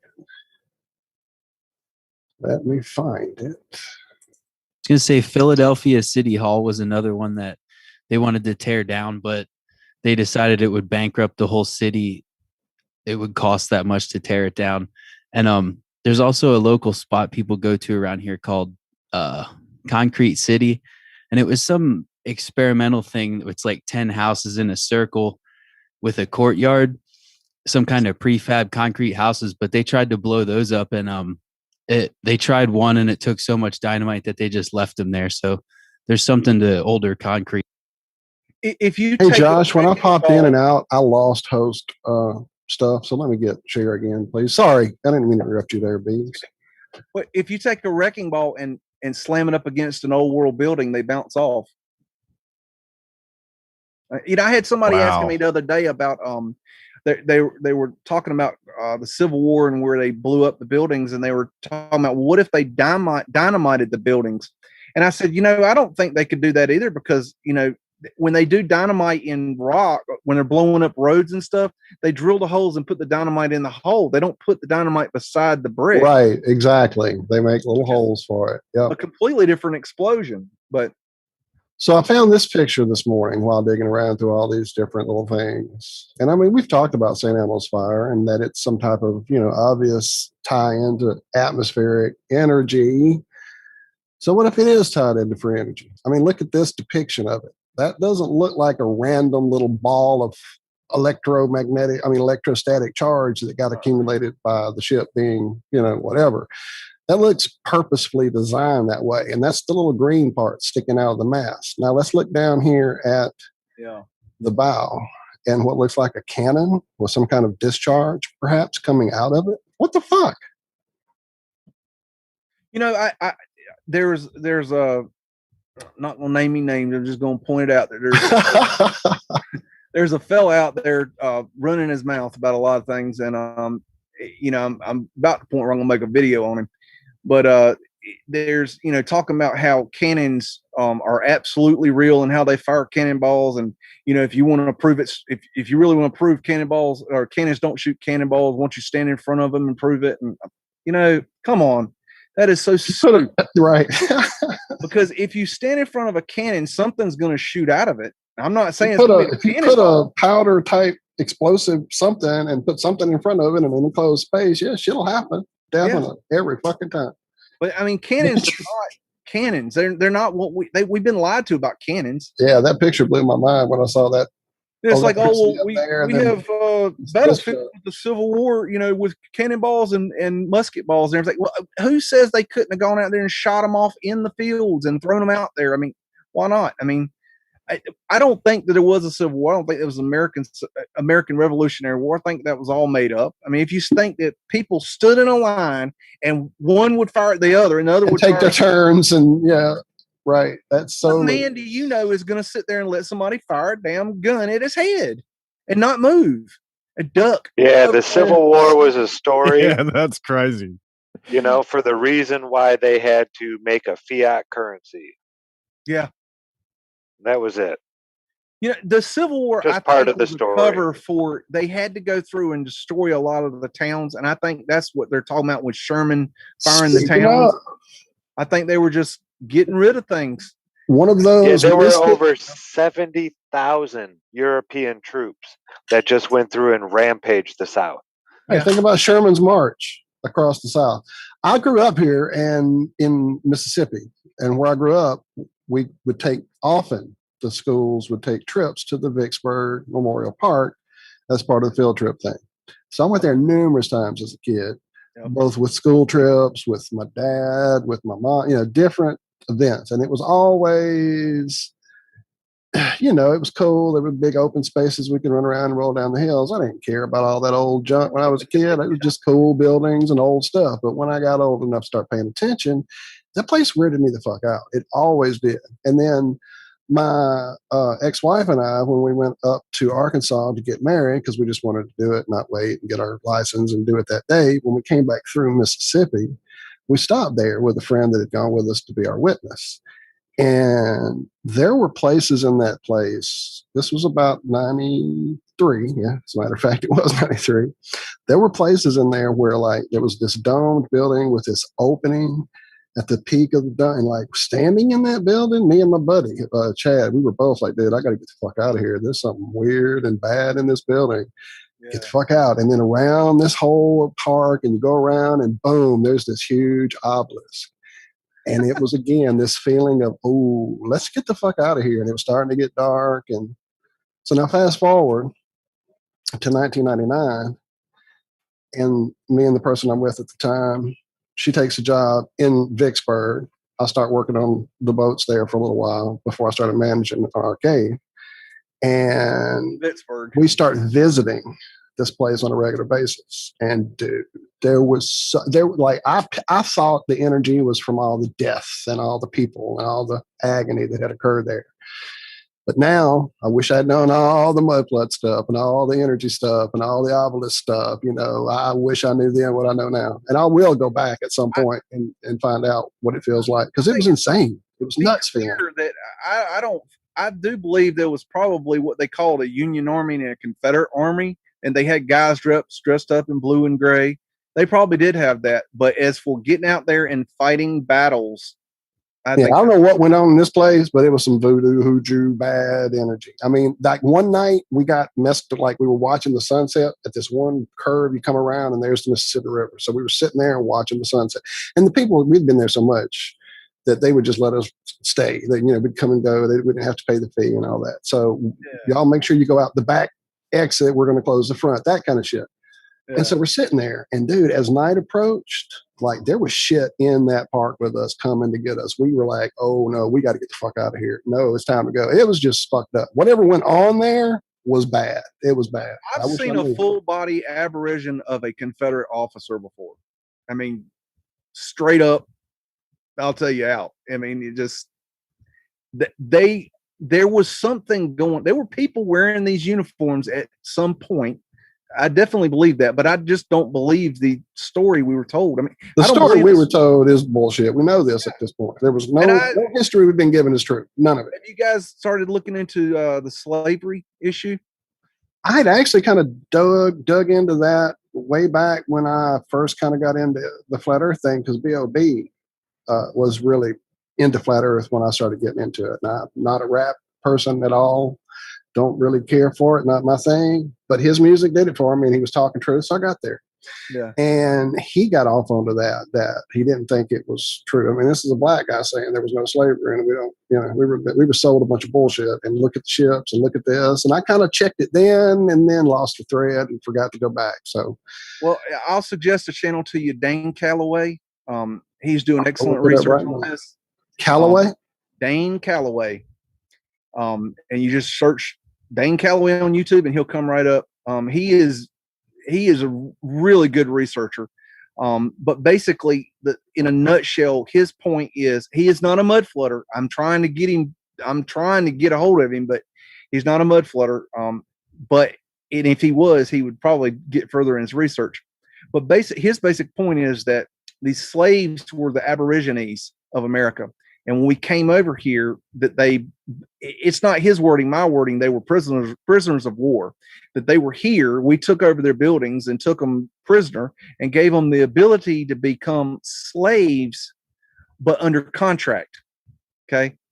They were contracted for a certain period of time. And at the end of their contract, they became what were called freed men.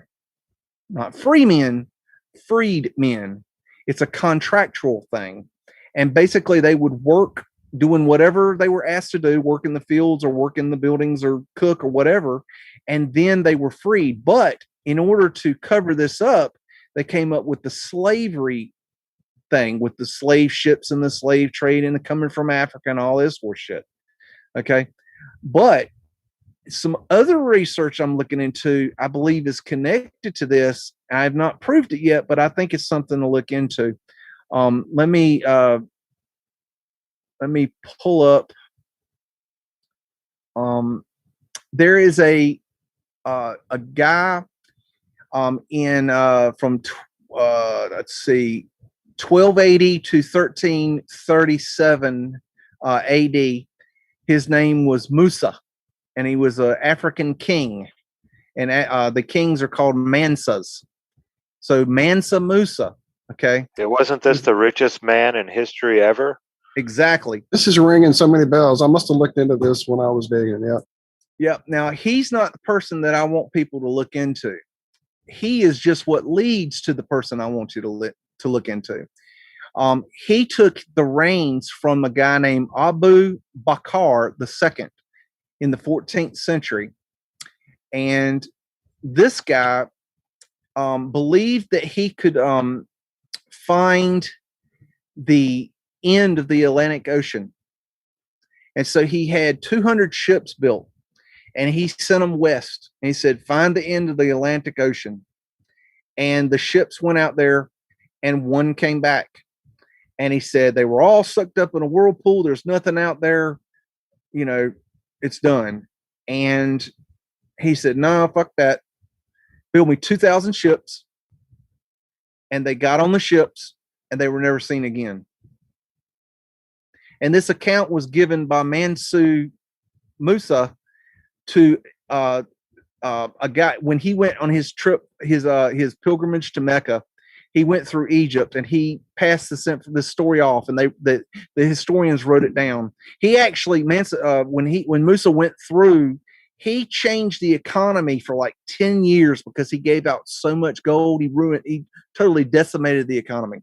But anyways, backing up, my thinking at this point is, barring that you take out the 1,000 years that they added to our timeline. Okay, this is very important. That if I think it's possible that this guy went over in his 2,000 ships with his people and landed somewhere in like the upper northern part of South America, or maybe Guatemala, lower Mexico, and that they became or mixed or created what we know as the Olmecs. And then those people migrated north, and they mingled with whoever was there, which I believe were the Tartarians that came in from the north across the land bridge, and they started making into the Mayans, and then the Aztecs, and then what we know as the copper-colored people. And those are the ones I believe that were found here and became what were known as the slaves, and then later the freedmen of America. Now, this is a theory. I can't prove it, but I'm kind of trying to work it out, the possibilities. It's just something I'm working on. I don't know if it's true. It's just something to think about, and it's going to take somebody smarter than me to figure this one out, because it's a pretty complicated issue. But you look at the Olmecs. Why did they have African heads? Yeah, and if you really have any doubt about the importance of that to some of the kings that we're looking at too, why the fuck do the Simpsons have one in their basement? An Olmec head. Does anyone else remember that? No, yeah. Come on. Yeah, we know Matt Groening knows all. So, I did a video on a Mexican hotel. Slint plays a gig at Pedazo del Sol, something like that. And it's a video about a hotel I found in Mexico City that has a really dark history. But when I started looking into it, I like urbex. Okay, I watch urban exploration videos, and these guys went to this place, and I thought, man, that would make a great video. But anyways, these guys are walking around filming this place, and damn if in the courtyard there's a big ass Olmec head. I mean, a real one, just sitting there. And this place has been closed to public for a long time. That's so nuts. They're all over the place. But yeah, Dane Calloway is something to look into. I mean, they're slave ships. Yeah, I just shared the channel with everybody there in chat. If you haven't got it, it's there in the chat links. You know, the slave ships, we have pictures of supposed slave ships, but when you do the math on how many people they had on there and how much water and food you'd have to have for a 3 months, 2 month voyage, and all the people and all the crew, how would you keep those people there, you know, chained to the ground? How would you keep all those people on this ship? It just doesn't work. And so, you know, it's like, well, where are the slave ships at? There's no slave ships. They don't have any. They have one that they say they found one, but that's not it either. You look into that, it's not true. But there's no slave ships. So I think the whole slave narrative was a cover up. And, you know, I'm not the guy that's doing the research on that. Dane Calloway, I'm going to toss my hat to him because he's really going hard on that. Yeah, I appreciate that. That's a new place for me. Now, I will tell you, he's militant black guy, but he's mad. And I don't blame him. I don't blame him at all, my friend. I'd be pissed as fuck. You know, if you can get past him being militant black guy, you know, he's a good guy. He's just mad. You know, I mean, as we all are, I think. I mean, I was mad as hell when I found out that, you know, the earth was not round. I mean, I always believed in stars and the moon and the planets. And, you know, I'd go outside and look at stars. Now, I knew that stars didn't blink. I knew something was wrong there. I knew that in 2008, but I still believe there was stars out there, you know, and then come to find out that stars aren't stars at all and planets aren't planets, the moon isn't the moon, the sun. I mean, I'm like, that really fucked with me. You know, for a while, you know, I had to come to grips with that. I had to my mind had to readjust. Was that your little 10-year break you mentioned before we went live, or what brought on your little 10-year break? A couple years ago. Yeah. What? When I woke up to flat Earth. Okay. So what made you take a break from truthing? No, I didn't. I misunderstood what you said before we went live. Then no. In 2008. I went dark on the internet. I got rid that of was it. Going dark on the internet. That was what you said. My apologies. So all I had was I had a collection of DVDs, quite hundreds of them, and I had my books. I have thousands of books, and I had radio, and I would use those sources to learn. But then I wasn't getting anything new, and I didn't have anything on flat Earth really, and it was, you know, it's kind of horseshitty stuff, and nothing about jet fuel hoax. So when I got back on the internet, I started seeing this again. I'm like, well, maybe I should look into it, because I'm one that I've learned that when they say, horseshit, that's what you look at. That's where you go. Yeah. Well, as soon as I saw the little official story come through, I don't remember who put it out, that questioning, you know, all these people don't know architecture. They even called out, was it John Levi's channel by name and all this? And it's like, good try, guys. Good try. We're looking a little deeper than that. News piece, read that article. That is textbook how to write a fake news piece. So good and bad. And you've showed Beags that they've actually done mock-ups of, you know, them, you know, creating a statue or you know, those sort of things as well. So, you know.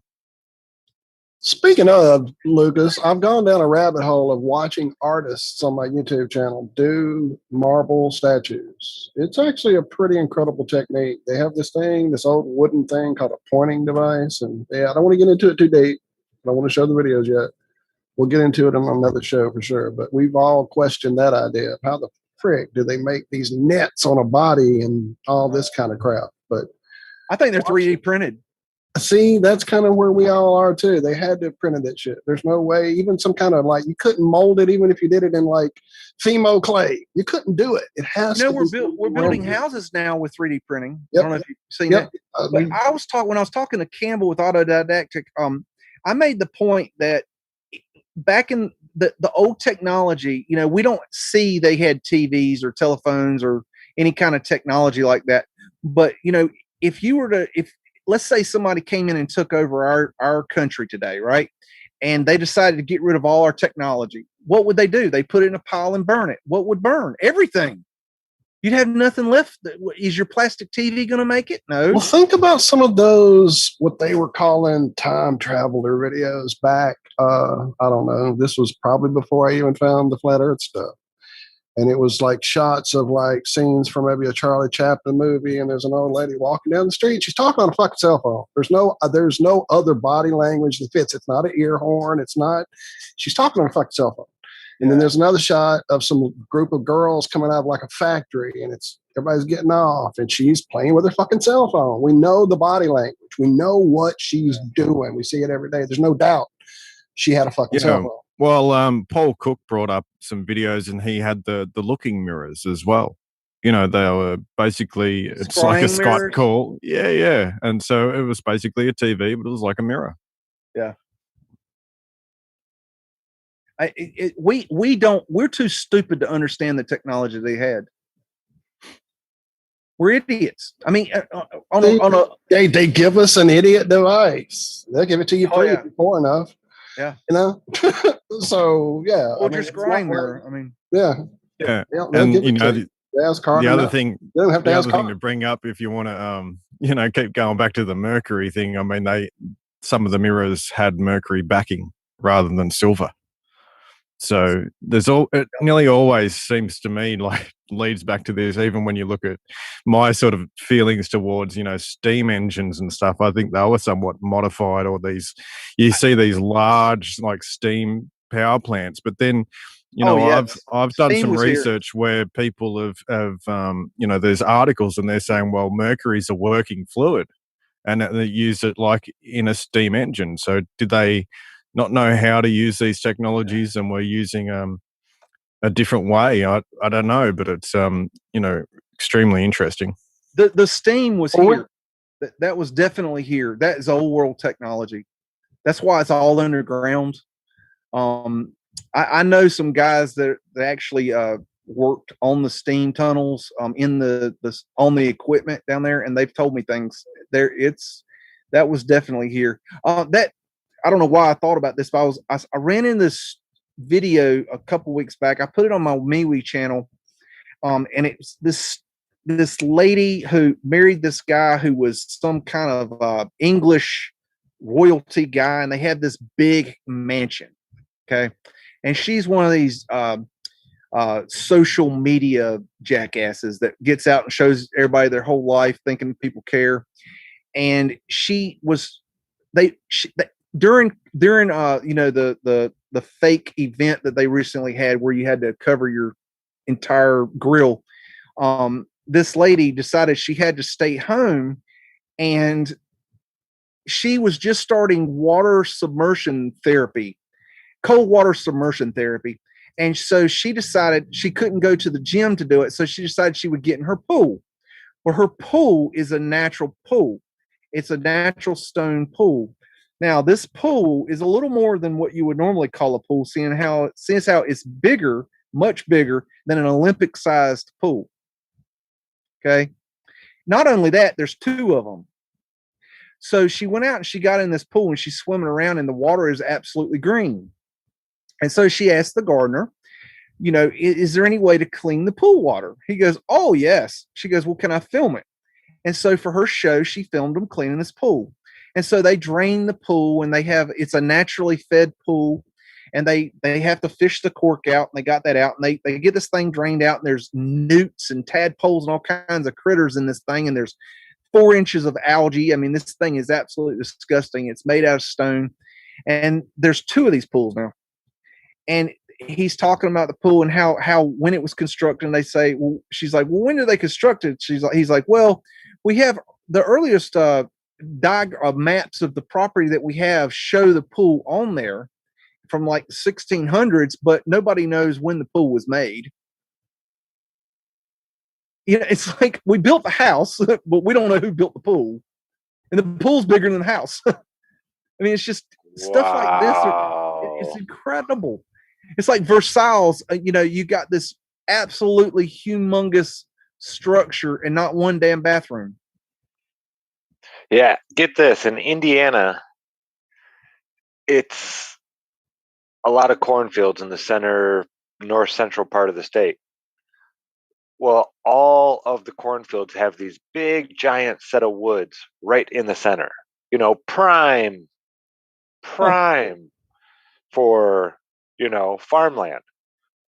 And they say, well, this is where all the old houses were, and the farmers just never wanted to go and dig out all the fun. I've been into some of these foundations. There's multiple. It's all red brick. Some of it's even, and these are supposedly built in the 1800s, and some of them are like poured concrete foundation walls.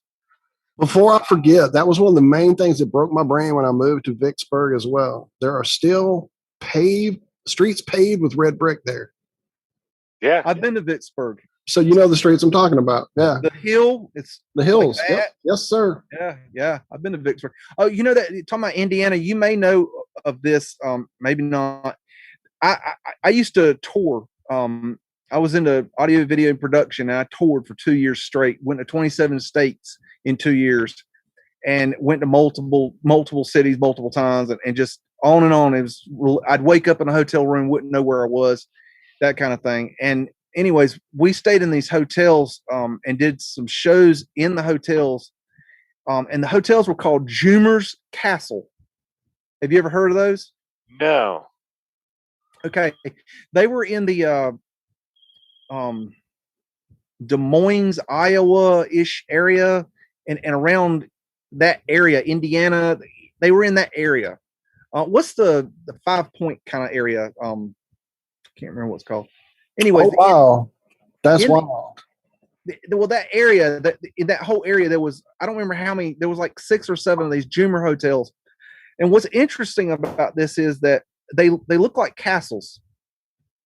And the story goes is that this guy Jumer, he wanted to create a hotel, and he wanted to base it off European castles. So he built these castle-looking hotels, and then he goes over to Europe and he buys an entire shipload of furniture to bring it back to stock the hotels. But if you looked at they're gone now. They've destroyed them. I think there's one left. It's not a Jumer's hotel anymore. But if you look at these things, they look like castles. And I've not been able to find any good research on it, but I always wondered if those were, Tartarian buildings. There was this one house along this old river, and I used to love driving by it. I can't even remember where it is now. This is crazy. It almost feels like it's a dream. But I would always ask my mom, can we drive by the castle house? I just want to go. It had this big, like a pond out in front of it that kind of connected to the river, and just a little channel that connected to the river. Yeah. But it just seems so out of place for the area. It was like, why would anybody build something like this here? It just felt so foreign to everything else. But yeah, I remember asking her so many times when I was little, hey, can we go drive by the castle? I want to go see the castle. All right, let's go. That's too cool. There's 2 local prisons around here. One's torn down, and it's the farmers market now. One's still there, but they're both castles, and they're almost identical too. I was just looking at one to show you that I'm working on for my Raleigh video. There is the state prison. It was called the State Penitentiary. It's now called Central Prison. And it was the big prison in the state of North Carolina at the time, and there was very little population in North Carolina at the time. And supposedly they built this building, that the prisoners built the building, and they made the bricks, and it's 5 stories tall. And when they got done, they had only made them 1 bathroom for an entire prison. Now I'm going to show you this prison now. And what I'm going to start off with is, let me know when you see this.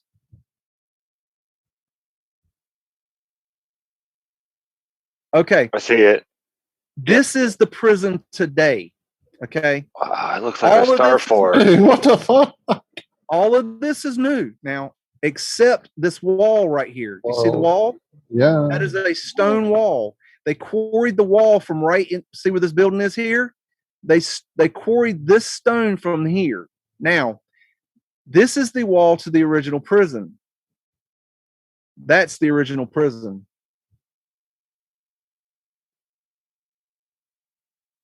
And they say the prisoners built that, and they put one bathroom in the entire facility for all the prisoners. Oh, it's giant. Yeah, the bathroom thing always gets me. I just I can't reconcile it in my brain. Like, why? Is it because it's underneath the ground? That's where they put the, sort of at the lower levels. I don't know. Overhead shot of it. This is all gone now. This was there when I was a little boy, and I just ignored it. I didn't care about it. I didn't think it was interesting. I wish I had of, but I didn't. Here's another overhead shot. This thing was absolutely massive. Now, the funny thing is that a mile away from here is another building the exact same size, and they call that the insane asylum. This is in Raleigh, North Carolina. Yeah, that's where they put the people that knew the truth in the insane asylum. Notice the train tracks that went right in front of them? Have you ever gone to see what the populations were like at this time hardly in these nothing. areas? Yeah. Absolutely no reason for this. I'm going to show all this in my Raleigh video, but the insane asylum, they actually brutalized it. They actually turned it into a brutalist facade. So it looks like a plain, ordinary building now. And it's still there. Hey, well, actually, they're tearing it down now. I'm sorry. They're tearing it down now to build a city park. I forgot about that. It was there until recently. And there's all kinds of horse shit. Like this road right here, I have found through my research leads to the house of a man named Joel Lane that supposedly donated the first 1,000 acres to the city of Raleigh to build the city of Raleigh on. And his house was a little 2-story house that was the pride of Wake County at the time. And this is, across the street. And they say this was built in 1895, or 1865, and Joel Lane's was built in 1765 or something like that. But I mean, it's like this building was there. I mean, there's no doubt that it was there. Yeah, and I love the time period they say it takes to build some of these things. Like, yeah, it was built in like 6-7 years. Yeah. It's like, yeah, right. Horse and buggies, dirt roads. No, not happening. I always like what the I don't narrative. get with the. Let me know when you see this screen. I always like the idea that slaves or prisoners did these ornate carvings and artworks too. Oh yeah, is this screen showing up? The black and white photos. We're seeing the castle. the asylum and still. Okay, hold on. Let me stop and I think I need to switch it to another one. Okay. It'll overload sometimes. You just got to freshen it up, right? There you go. Okay, let me know. What I don't get with the castle We'll type thing, how they have like the little notches out of the top where they say that, they used to shoot, That's arrows and things through it. Come on, man. These are some more pictures of the same. I mean, look at the deep. Can you see that brickwork? It's for the archers. Come on, guys, get it together. Oh, and I found out through my research and talking to people that have actually worked in this prison, and they say that there are tunnels that go underneath the ground to the right here, underneath the train tracks. So I found out about that too. This is the interior of the courtyard. That's one of the interior buildings. I mean, this is old world. Go back 2 pictures if you don't mind, please. 3 pictures. Go back. Yeah, what the hell's that on top? We've got the dome and an octagon combined. What the hell? And this has the antenna removed. They had antennas on top of this. Now, nobody has these pictures. The MUDFLOOD community has not seen these yet. These are new. There's a good picture. This building over here on the left that's a new building. The rest of it is the original building. This is the interior. Yeah, the antennas are probably the first thing to go, or they stick a flag on it. I interviewed a guy who was a prisoner in this facility, and he told me that on his first day, the guy told him that he asked him, do you know how you got your job? He said, no. He said, well, there was a guard that was, this is the quarry where they got the stone from to build the wall that you see on the left-hand side, but this doesn't account for the brick. I don't know if the stone and the brick were built at the same time, but this is where the stone came from. I have confirmed that. Anyways, he said that he got his job because there was an officer there before him that turned a guy in for taking a rat and sending messages down the line. And then when he found out, when the prisoner found out about it, he got a hold of the guard in the lunchroom, which is right here in this. See these big windows here in this castle-looking part.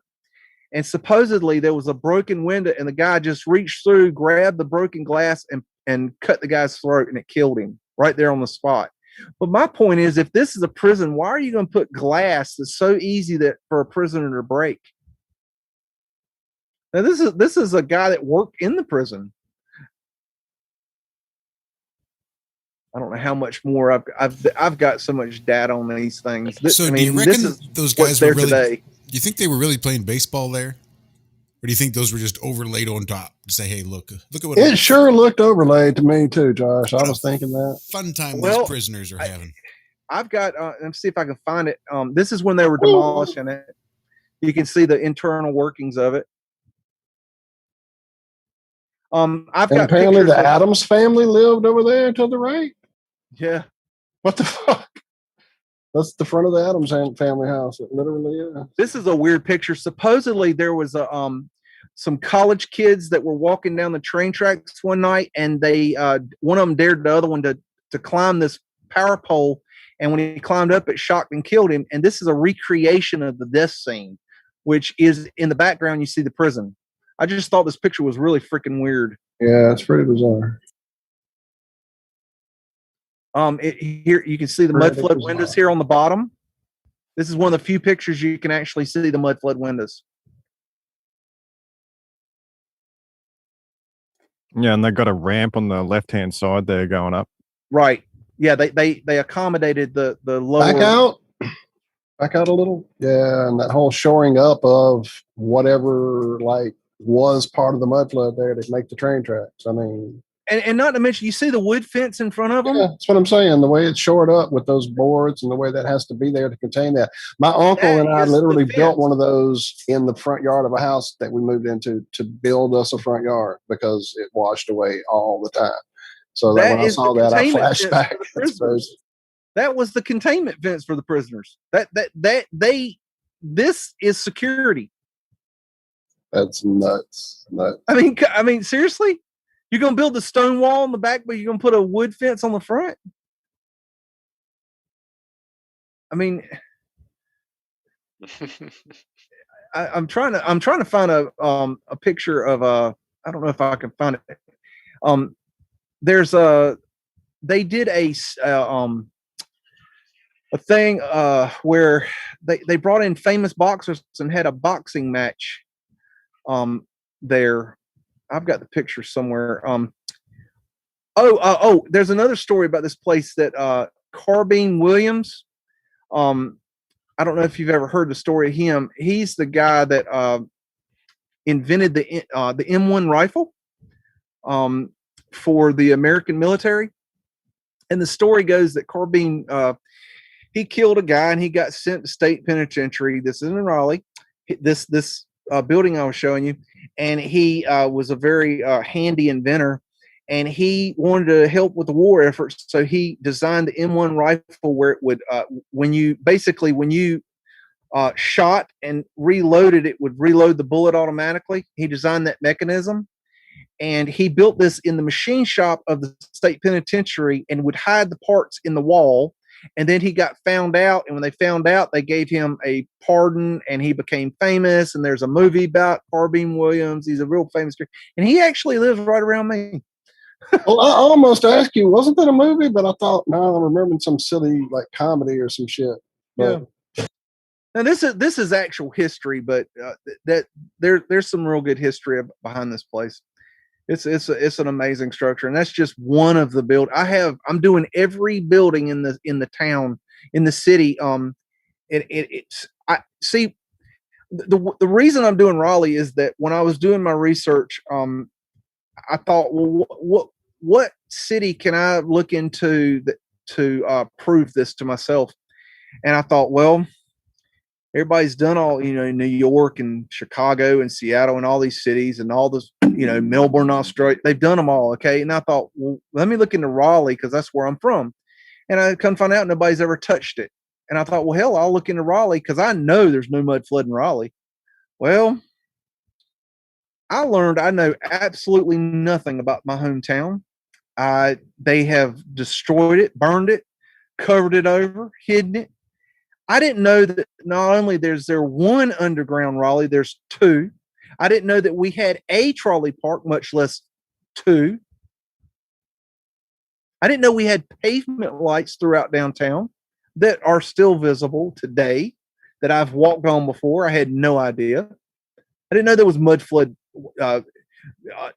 windows everywhere. I didn't know any of this. And I thought I knew Raleigh. Like I thought I knew it. I knew nothing. This is my hometown.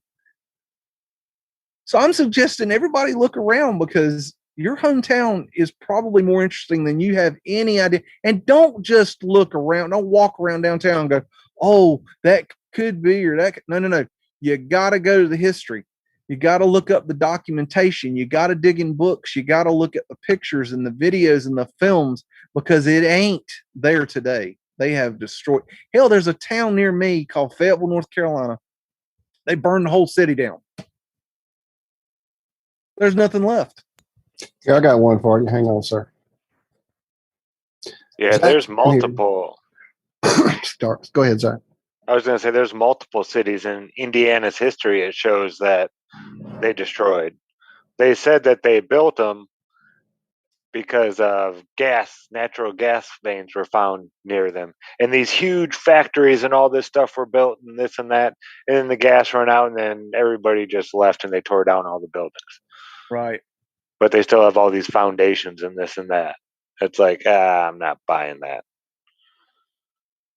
That reminds me. So I live in a little town called Franklin, Louisiana, which this is the current courthouse that we have. Big old, kind of very brutalist almost, except it has the holes instead of the solid, but very blocky. Brutalism had holes too. Well, there you go. Yeah. So there we go. But here's the original courthouse that we used to have here in our little town. Yep. Definitely. So yeah.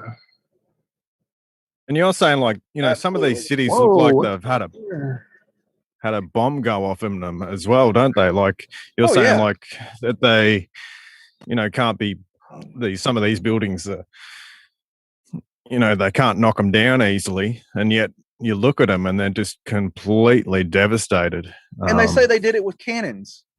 It didn't happen. It's just not possible. You see these recreations where they say, we're going to fire off a cannon today. They're not shooting off cannonballs, people. It's dry load. It's just powder. Boom. It goes boom. They're not firing a cannonball at the thing. They're not that stupid. I mean, you got bills are another thing. They got rid of all the bills. That was technology they got rid of. The monstrances, I did a video on monstrances. I don't know what the hell those things are, but I know that don't hold bread. I mean, there's no way.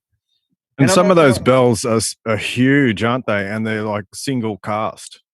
They're freaking amazing. They're house size. They're absolutely humongous. Some of the cannons are like that. I mean, hell, there's cannons there as long as my house. One cannon. I mean, we're talking 75 foot. I mean, or maybe not. Well, maybe 40-foot long cannons. I mean, I don't know if they're in my Giants video. They're cannons. They're like 4 feet round and 40 feet long. And the they unscrew from each other. Yeah, and you it's can't a even cannon. lift up the ball to put the cannonball in there. I mean, How do you you'd do never that? be able to lift it. No. It's another thing. I was watching a documentary done by Absolute History, and they're rebuilding and recreating an ancient castle, and they were trying to build it exactly how it was built. And they were talking about the mortar that was used. They were saying how the mortar that was used, it cured over 1,000 years. 1,000 years. Well, okay, wait a minute. You're building a castle for protection, and you're going to use mortar that takes 1,000 years to cure. That makes sense. Does that make sense? I mean, Yeah, yes, well, I realize I've it might suggested harden, before but that they Yeah, used it's not going to electricity protect to- me, my children, my grandchildren, their grandchildren, or anybody for. But yeah, we're going to use this stuff. Sure. Yeah. that's another yeah. thing is talking about how back in the medieval times, quote unquote, that they would fight with swords. Okay, and it's the same thing with the muskets. Okay, they ran at each other with a sword. Are you going to run at a dude with a 4-foot sword? Really? I don't care how much armor you have on. Are you going to run out where there's arrows flying over and you could get hit? You can't protect yourself.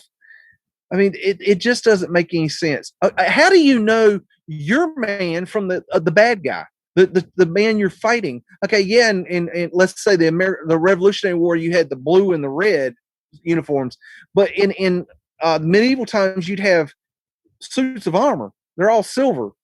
How do you know the one guy from the other? You're out there fighting, and there's swords flying and maces swinging. It's just stupid. It doesn't make any sense. You're going to run your horse into that? None of it makes sense. And, you got the electric weapons that like Martin talks about. It's possible. I don't understand how that works. I think that needs a lot more research. But honestly, that makes more sense than a lot of things. Even though it sounds, out there. I mean, let's talk. He's got fascists. I mean, I knew when I was studying fascism that something was weird about the fascists. I mean, talking about a bundle of sticks. What the fuck has a bundle of sticks got to do with anything? I mean, that don't make any sense. I mean, I know that they're saying it's, bundling under one, twine, and that's to represent it. But there's something about the fascists. You see the thing with the axe sticking out. I mean, like Martin and some other people say that it's a weapon, and I don't think that the fascist maybe was the weapon. I think maybe it's a symbol for a weapon, but I don't know. I think it's something that needs to be fleshed out. There's a lot of things that need to be fleshed out. This thing is just all those images of the people like collecting and hoarding over and almost protecting the broken pieces of column. That also is like, I don't get it in those, like when you talk about the fascists, and that always brings up that image in my mind too. Like what was so important about those columns, And the flag. I never got the flag. the flag. Supposedly all these people are running around with swords and this and that, and there's one person running around just holding the flag. Yeah. You really think that everybody just says, okay, we're not going to kill the guy with the flag? Yeah. I think the flag was something else. I don't think it was just a flag. Maybe that was an optical device for generals or whoever to see what was going on. I've always had that idea that for some reason, because it was always on the top of a pole and it always had to be held high. That's how the story goes. Talk about all these wars that they supposedly have. Well, if you take out the 1,000 years out of the timeline, well, you just got rid of a bunch of war. Yeah. And back in World War I, they had trouble getting guys to fire. They train them to fire in the boot camp, and then they get them to over there in Europe, and they'd say, "Fire, shoot that Nazi or whatever." Well, they weren't Nazis. They shoot that German, whatever, and they wouldn't do it. They would freeze up. They would not fire, and so they learned that they had to retrain them. And so in World War II, they got better at it. And then they came up with the video games, and that's what they use on them today. They get the soldiers hooked on the video games, the first-person shooter games. And that's how they desensitize them to getting to kill people, because it's not human to kill people. It's not natural. God doesn't create us to destroy each other. That's something they've trained us to do. Yeah, I think they said in Vietnam it was something like 85% of troops would aim high when ordered to shoot. I forgot about Vietnam. You're absolutely right. Yes. You know, when I look at all the buildings and the architecture and how, well made it is and how sort of beautiful it is, these people are working together. That's what it sort of symbolizes to me. Like you have to be together to actually create something like that. You can't be divided in all these different segments. It's look at our society now. We're all broken up into people believing this thing and that thing. There's no unification with us all. So and look at what we're creating. Right. And I just think that's a big part of, the lie of, what you're getting at here with the wars and things like that. I think it's a lot of it's a complete lie. Okay. That brings up another point. The Temple Mount, did you guys catch me talking about the Temple Mount with Martin by chance? Okay. I've just gotten into the Martin because it's so, it's a lengthier video and I just haven't gotten through it all. So okay, I'll run it down because I think this is something that people need to know. And I'll tread through the mud. I'll say everything twice. It doesn't matter. Whatever it takes to get people, waking up to this stuff. Now, this is some research I'm looking into, and I think it's absolutely amazing, and I think it's very important. And that is the Temple Mount in Jerusalem. And what I'm going to tell you is completely opposite from what you've been told. The Temple Mount, the temple was the Jewish holiest of holies.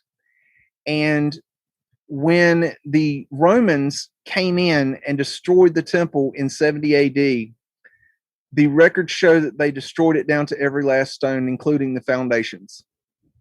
Now, that is very important, because if they destroy the foundations of the temple, what are we looking at in Jerusalem? The thing we call the Temple Mount, they say that is the foundation of the temple.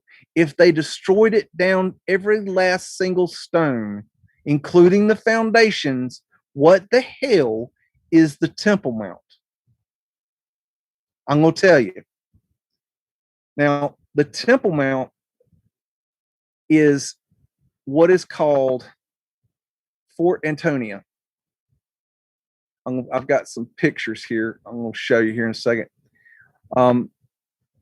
Fort Antonia is the Roman fort. And let me share the screen. Let me know when you see it. Okay. Yep, see it. yes, sir. I've got a bunch of these that will help. If you see the square here, that is what is today called the Temple Mount. What they call Fort Antonia is in the northwest corner right here, right above the word temple. It's not on this map here, but I will show it to you. What is below the Temple Mount is called the Ophel or Ophel. I'm not sure how to pronounce it, but you see it right there, that word. Right below there, they have discovered the city of David. Okay? There are excavations going on today, and they're excavating the city of David. The temple is supposed to have been in the city of David. It has always been believed that the city of David was up here, but they now know it was here. Okay? Another part of this story is that the Mount Zion was here, and Mount Zion was destroyed, and it was over here to the left. And there was also a spring, and this spring is very important. The records show that there was a spring that was at the site of the temple, and this spring was very important because in Jewish tradition, they have to cleanse themselves before they go into the holies of holy, and I mean they have to wash their ass completely. They have to be completely clean. Now, what's important about this is that there is absolutely no spring under the Temple Mount. There is actually no spring in the city of Jerusalem. There is no spring anywhere around here except the Gihon Spring, which is right here. Okay? It is still there today. It is a pressure valve spring. And in Josephus's time, he states that this sucker would shoot 400 feet in the air 3 times a day. Okay? Now, I'm going to move forward and show you more pictures. Let's see. Okay, this is a diagram of the Gihon Spring workings and how it works with the pressure valve system. This is a picture of the city of David, showing the Gihon Spring on the right, the Ophel on the right here, Mount Moriah, and the what you know as the Temple Mount is in the upper top portion of the picture. Now, this is a diagram, and I have done the red work here on the diagram. This entire thing that we call the Temple Mount today is actually what was called Fort Antonia. That is the Roman fort. And if you look at the size of a typical Roman fort in this time, it is the exact size of this right here. Today, this little section right here, which I'll show you in a minute, is what they call Fort Antonia. And supposedly, this little box here held 2,000 men plus about 5,000 support staff. Okay? Which is horseshit. The Gihon Springs is located here. This is the city of David. Now, this is another image. This is a modern day satellite image. The Fort Antonia is right here. This square section here, that is Fort Antonia. What I'm telling you is the whole thing is Fort Antonia. When the Templars stayed here, they stayed in over here on this corner, there was the stables that were they were the Roman stables. And that's where the Templars stayed. And I don't think they were digging under the Temple Mount. I think they were digging in the city of David. The Gihon Spring is right here. And there is the temple. The Temple Mount that you know today is right here on the right. The Ophel is here. The temple was located right here. The Gihon Spring is down here. The city of David is to the left. And what they call Fort Antonia was right here. That's what they say is Fort Antonia today. There was a bridge right here. They have confirmed that there was a bridge here.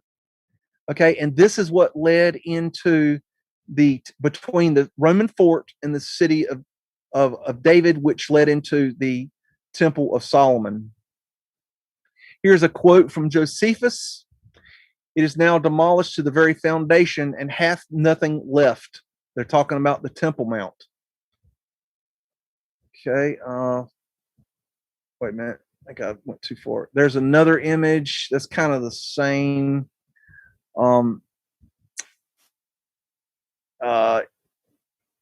Jerusalem is now demolished to the very foundation and has nothing left but that monument of it preserved. I mean the camp of those Romans that hath destroyed it, which still dwells upon its ruins.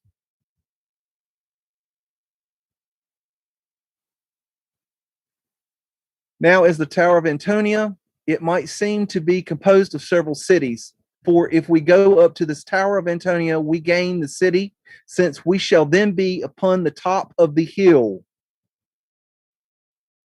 This is Josephus. You know who Josephus is? He wrote War of the Jews. Now, as to the fortress Antonia, the entire structure resembled that of a tower. It contained also 4 other distinct towers at its 4 corners, whereof the others were but 50 cubits high. That which lay upon the southeast corner was 70 cubits high, that from thence the whole temple might be viewed. So it was higher than the temple. This is what they call Fort Antonia today. This little box here. There's the Dome of the Rock. and Fort this would have been Fort Antonia, and going north here from this picture you would find the city of David and the Temple Mount.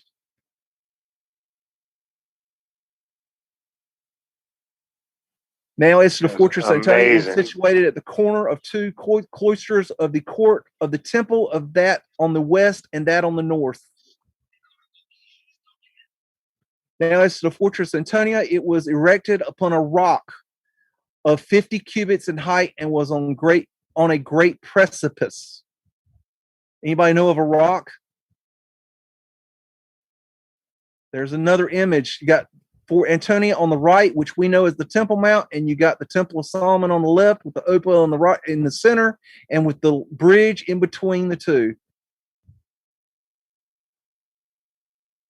There is Mount Zion, which has been destroyed, and the temple would have been here, and the city of David is right here, and the Temple Mount that we know is on the right today. However, in those days when the Asmoneans reigned, they filled up that valley with earth that had a mind to join the upper city with the temple. They then took off part of the height of the Arca and reduced it to be less elevation than before, that the temple might be superior to it. This is eyewitness, y'all. Here's some pointing out of the things. The Gihon Spring here. This is what we know as the Temple Mount today. But the right here you have the Ophel, and the temple was in this area right here. The Ophel is this is actually wrong where it says Ophel. This is actually the Ophel right here. And the temple was right here right here where the Gihon Springs comes up. So that's that. I'll stop sharing now. So that's something I think people should look into. There are excavations going on as we speak, and they are finding all kinds of juicy stuff. It is a very, very interesting rabbit hole to go down. The way they make it, you want to think, is that it's all been found. There's nothing left to look for. That's another key point. Yeah. When they kicked the Jews out of Jerusalem, okay, when the Romans kicked them out, they went in there, destroyed their temple, said, get the hell out. They didn't come back for a long damn time, okay? But see, they didn't come back first. The Christians did. And who came first was the Muslims. The Muslims came in. They claimed, oh, this is all, he jumped off here, not Allah, what's his name? Brain farting here. What's their God guy? The Muslims. Muhammad. Not Muhammad. When Muhammad jumped off the rock up to space, whatever. Okay. They were there. Okay. They came in after the Romans. They put the dome. They say this is where Muhammad jumped off the rock. Okay. But then the Christians came in during the Crusades and they fought them. They took it over. And when they got there, they said, oh, well, we've got to find where the Temple Mount was. Where the temple was. They say, well, look at this big structure. This must be the Temple Mount. So the Christians claimed the Temple Mount to be the Temple Mount. The Christians, not the Jews. And when the Jews got back, they said, well, that sounds right. We hadn't been there in so long. Yeah, that's the Temple Mount. And the Muslims are on it. They got to go. And did you know that the Jews have staged very close by every piece to rebuild the third temple, ready to go right now to fulfill the prophecy?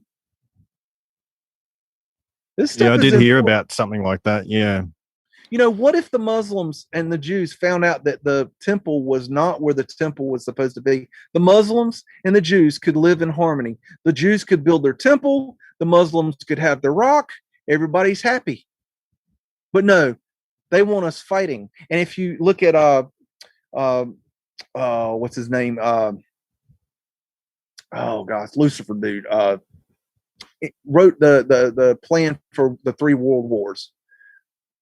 I'm getting tired, I think. Pike, Albert Pike. Albert Pike. He talked about how the 3rd World War they were going to get the Jews and the Muslims fighting, and they were going to get the 3rd World War started. Well, what do you think they're going to fight about? They're going to fight about the Temple Mount. What I'm telling you is that it's all horse shit. They've made it up, and it's not where they said it is. And if they would do the research and look into it, there is no evidence for the Temple of Solomon being on what they call the Temple Mount. But there is a lot. Now, I'm not giving you everything. I'm trying to give you enough to go look yourself. I'm not telling y'all they're finding there. They're finding some real cool stuff. Everything you would need to have a temple and a city of David is being found in that location right now. So I'm reading this book called The Secret History of the World. Jonathan Black, have you? Yeah, I've read that. Yes. Okay. Do you remember when they talk about? I think it was. No, let me think. Pallas, Athena. Her sister. She killed her sister, and so she made a statue of her. Let me go find it. Hang on. I know I have it bookmarked right here on the page.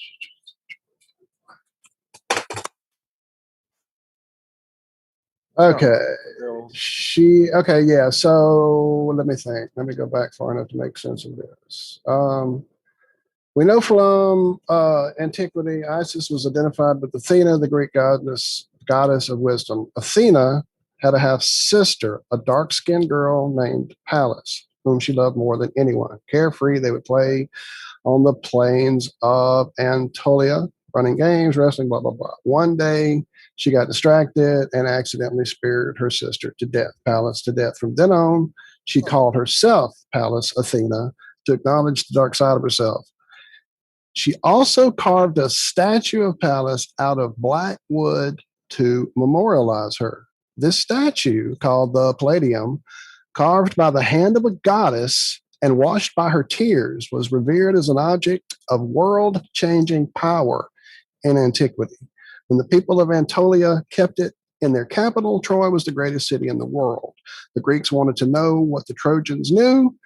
When they carried it off triumphantly, the leadership of world civilization passed to them. It was later buried beneath Rome in all its glory until the Emperor Constantine moved it to Constantinople, where when it became the center of the world spirituality. Today, it is said to be hidden somewhere in Eastern Europe, which is why in recent times, the great powers of the world, the Freemasonic ones, have sought to control this region. The cult of Nephthys, together with its Greek and Christian equivalents, form one of the darkest and most powerful streams of occultism. Great forces like these are trying to shape world history even now. So that digging up for artifacts still is going on. They're still looking for power objects. I mean, that's what Hitler You reminded me of something. And I don't know if this is exactly right. I think that I remember running into some research where Constantine's wife is the one that selected the site for the Temple Mount. But I could be wrong about that. It's possible that what's what made me remember this is that when you start talking about this, it's all connected. Yeah. This book has been breaking my brain for sure. It connects so many things. And it's such a difficult read because it goes so deep into so many directions. I'm going to link it up for everybody. Is that a book about that thick and it's got a black cover? Yeah. The one I've got in like physical copy actually is the illustrated one. He put a new version out that has a lot more actual great imagery in it, not just the drawings that were in the original version. So I've got that one and I've got the original version here that I've got from I think I haven't even heard of that one. Wow. Yeah, I got mine a long time ago. So it's well read. I'm sure, man. I've told everybody if I ever can get through it once, I'm going to go back through it again, and I'm going to reach out to Jonathan and see if I can get him on here, man. I'd love to talk to him. One book I like to recommend is Rule by Secrecy by Jim Marrs. If you haven't read that one. Yes, I love Jim Marrs stuff, dude. I met him at a convention like 100 years ago, one of the UFO conventions back in the day. Yeah. And of course, The Creature from Jekyll Island, if you want to understand how a monetary system works. That's really good. Yeah, I've actually been to Jekyll Island. There's a campground there that I stayed at. And we went driving around that place. Good Lord. It looks like Italy. Like they're all Italian villas. Yeah, it's I've been insane. there once. I didn't realize where I was. Neither did I. I was young. I was like 16, 17. I had no clue. I went to Fort Sumter when I was little, and I remember thinking that something ain't right about this, that it doesn't add up. The history they're giving us just doesn't add up to what I'm seeing. I mean, it's a star fort, but I mean, we didn't build that. There's no reason we would have built that. I mean, if you want to understand star forts and these brick buildings, just research the brick manufacturing and the capabilities of the time, and then count the bricks of the buildings. You cannot manufacture enough bricks to build the buildings, to build the walls, to build, the paved roads, to build the star forts. We're talking trillions and trillions of bricks that were supposedly built and manufactured in the 1800s. And if you study manufacturing of bricks, it's a pain in the ass in the 1800s. And it's not possible. It's not even remotely possible. There's actually a group of behind the scenes that are trying to do a kind of a little research project where they study the counts of the bricks on the buildings, the official stories, and looking into. Oh, no doubt. That's awesome. That. They're trying to prove that, look, this is stupid. It doesn't work. And we're going to show you. Basically, they're looking, okay, well, this building says it took 4 million bricks, and this building says 2 million bricks, and this building says 1 million bricks, and we had the manufacturing capabilities at this time in this area of 100,000 bricks or something. I mean, they're trying to put it. It's not that bad, but they're trying to show it like that.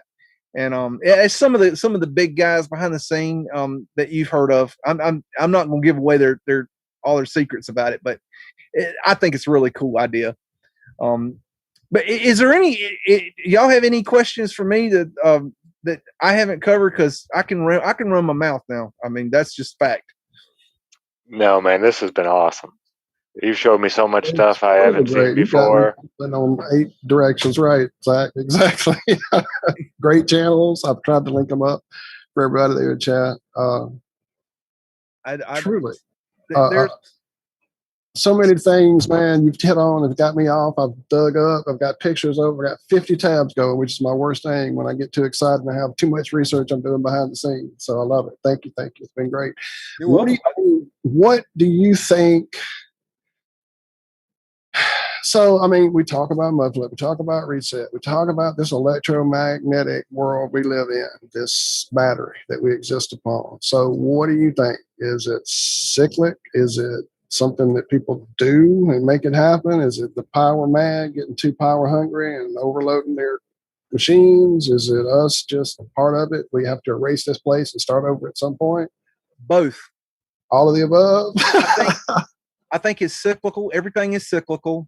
I believe that there is mechanisms in the universe that force us to change. I believe you can find this through studying the Mayans, not the Aztecs, the Mayans, and that they knew how this cycle worked. And I also think that the elite, whether they're human or lizards or whatever, okay, this could go either way. I believe that they know about this cycle. I believe they know how it works, and I think they know how to manipulate it. And I think they use it to their means. The end justifies the means to them, and that they manipulate us. And from time to time, they kill us off.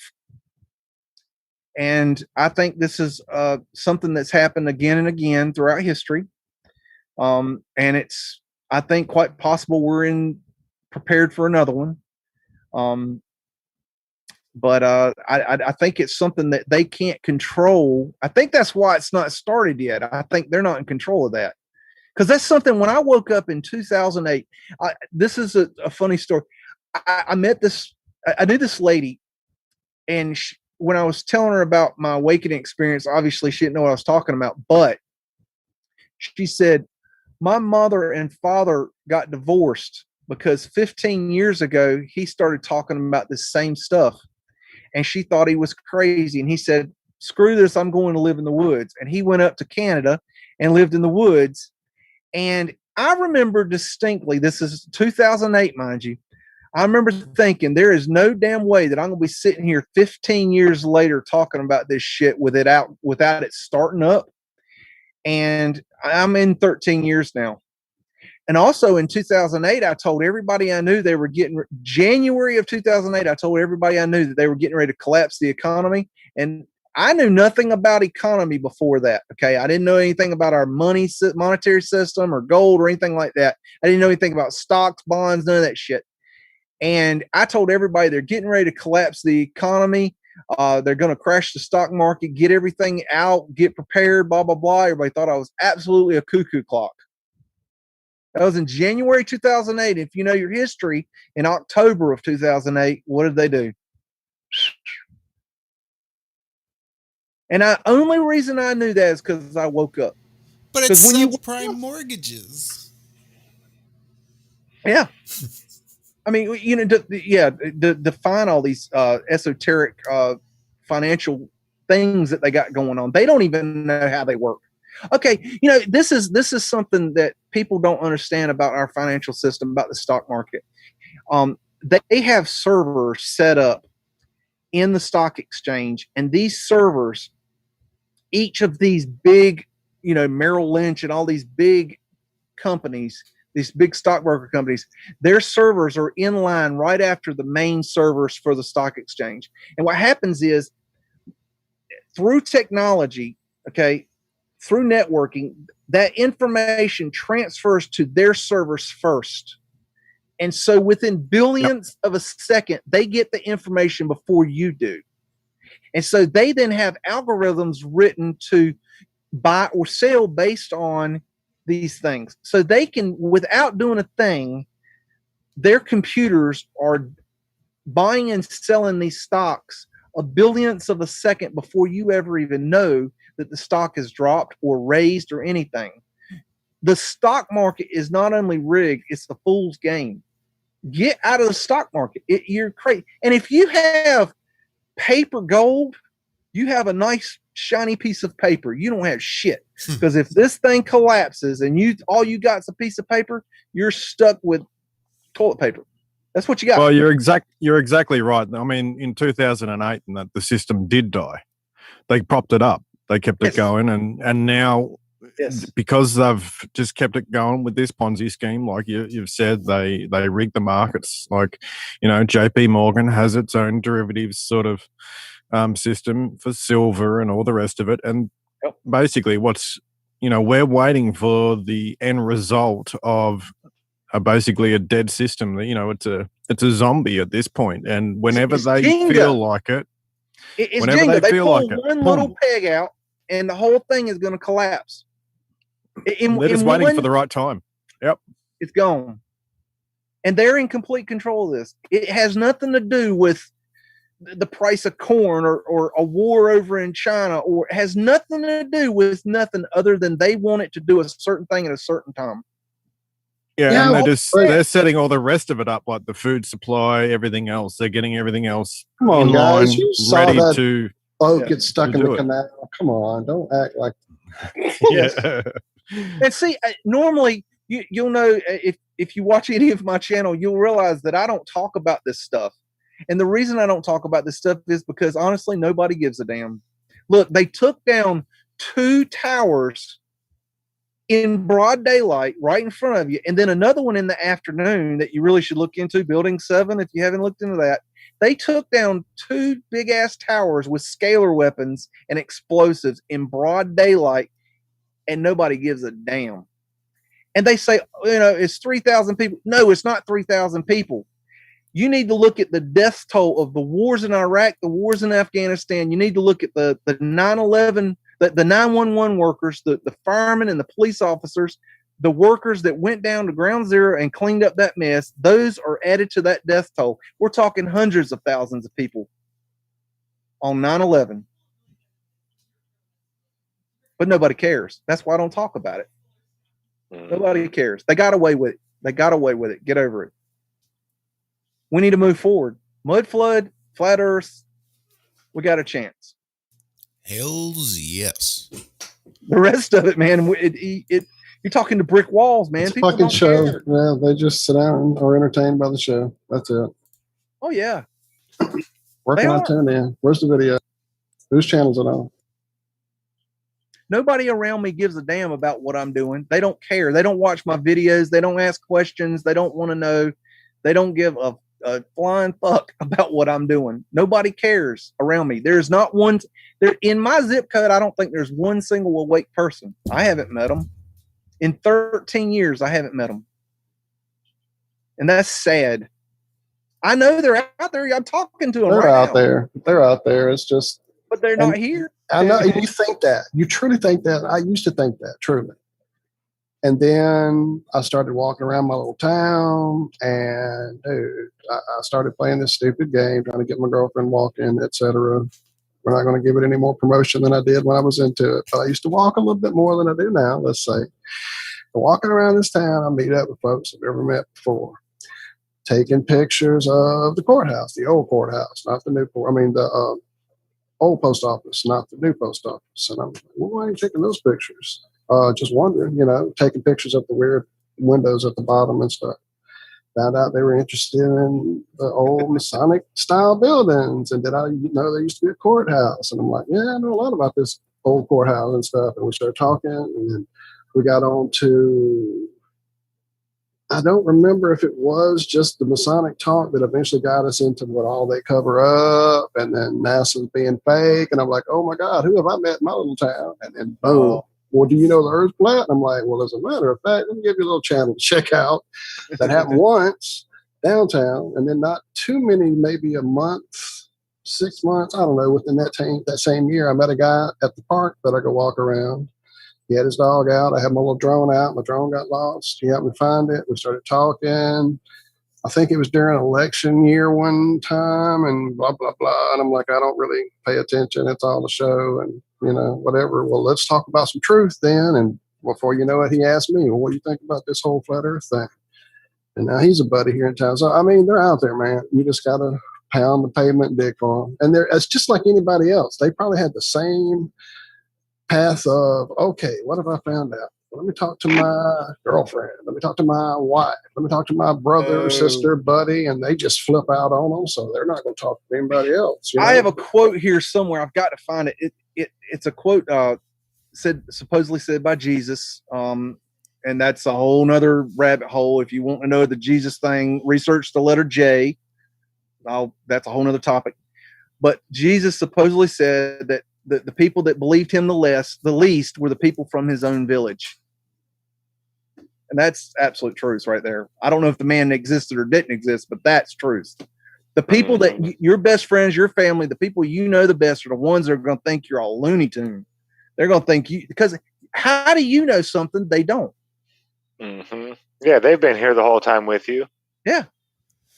That was one of the constant arguments early on. Is like, how could you have thought all the stuff we used to? Because I used to do a show with my sister-in-law called Reality Check, and we talked about UFOs, anything. We had a guy come on with the Stars Child Skull. I got to know him, Lloyd Pye, and just crazy stuff. And yet, when she was presented with all this, it broke her brain. She couldn't handle it. I'm like, okay, you used to question all this stuff, and she threw it back at me. Yeah, well, you used to believe all these things, and I'm like, yeah, well, things change. Circuitry in the mind, and Right. they electrically overload. You can okay. You remember in the Matrix, and he's sitting there and gets jacked in, and he's like, "Oh," he goes, "I know jujitsu," and the guy's like, "Yeah, he's a machine." Well, what he was saying is basically he can handle a lot more than most people. But most people, when they get jacked in, they took one program, and they took a break. And that's how we are. We have to take a little bit at a time. Now, when I woke up, man, it tossed my whole world upside down. I mean, I sold everything because I just realized I got to start over. And I had a 40,000 square foot warehouse for my business. It all went. I gave most of it away. I literally hired trucks to come in and haul it away. Because you wake up, it just, your whole perspective just broadens. You're looking, instead of, peripheral here, you see in 360, man. And it's crazy. It's a whole nother level. I talk about the Masons, I've done a lot of study on the Masons, and I've come to the conclusion with this mud flood that the whole purpose of the Masons is to cover the mud flood. If you look at the symbology of the hidden hand, where they stick their hand in the coat, if you take this, I have a picture of, you need to see it, but if you take that picture and then you turn it to the side where the hand is straight up going into the jacket, the arm and the hand being the building, and then the hand in the jacket becomes the building going into the mud. I think that was their secret symbol for the mud flood.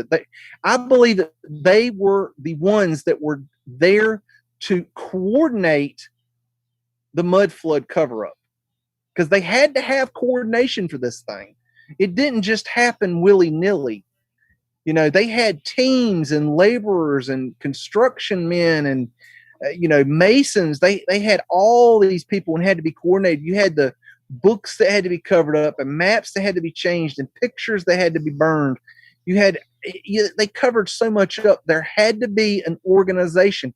What organization do we know that's in every city that is all secret, that knows about all this stuff we already know about? That builds stuff. That builds. Yeah, show me a mason that knows how to build something out of masonry. Has nothing to do with masonry. If you people think, the Freemasons, that they're the Masons. That's what their secret club for the guy that's the stone workers. No, it's not. That's just the horse shit.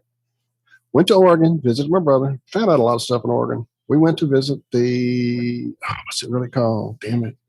It's the Overlook Hotel. I can't remember the real name of it. It's up at the base of Mount Hood. It's what they use as the exterior of the Overlook for the Shining movie.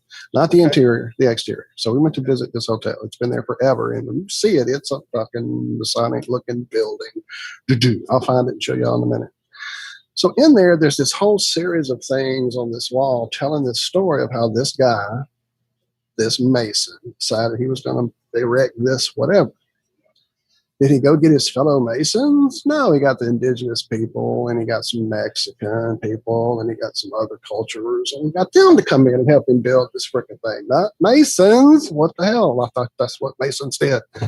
So I was pointing this out to my brother, who's still not at all down with most of what I discussed. And he was like, well, yeah, but I mean, they had to have labor, and they had to have whatever. I'm like, that's what the Masons do. They build shit, right? That's why they're Masons. Yep. He just never got it. Yep. There's I'm a big dystopic movie and book fan. Absolutely love them. I can watch a real crappy 80s dystopic film and love it. Okay. It doesn't matter how bad it is. I love it. I just love dystopic stories. It's just one of my things. Now, there's a show on Hulu now called The Handmaid's Tale, if you've ever seen it. And one thing I like that they're doing in that show is, if you're paying real close attention as a mud flooder, there is a lot of mud flood buildings they're showing in this show.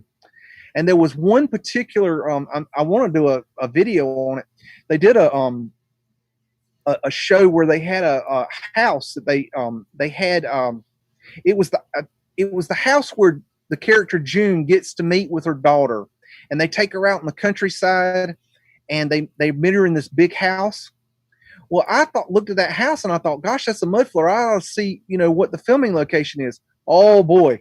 When I found out where this sucker was owned by the Astors. Okay.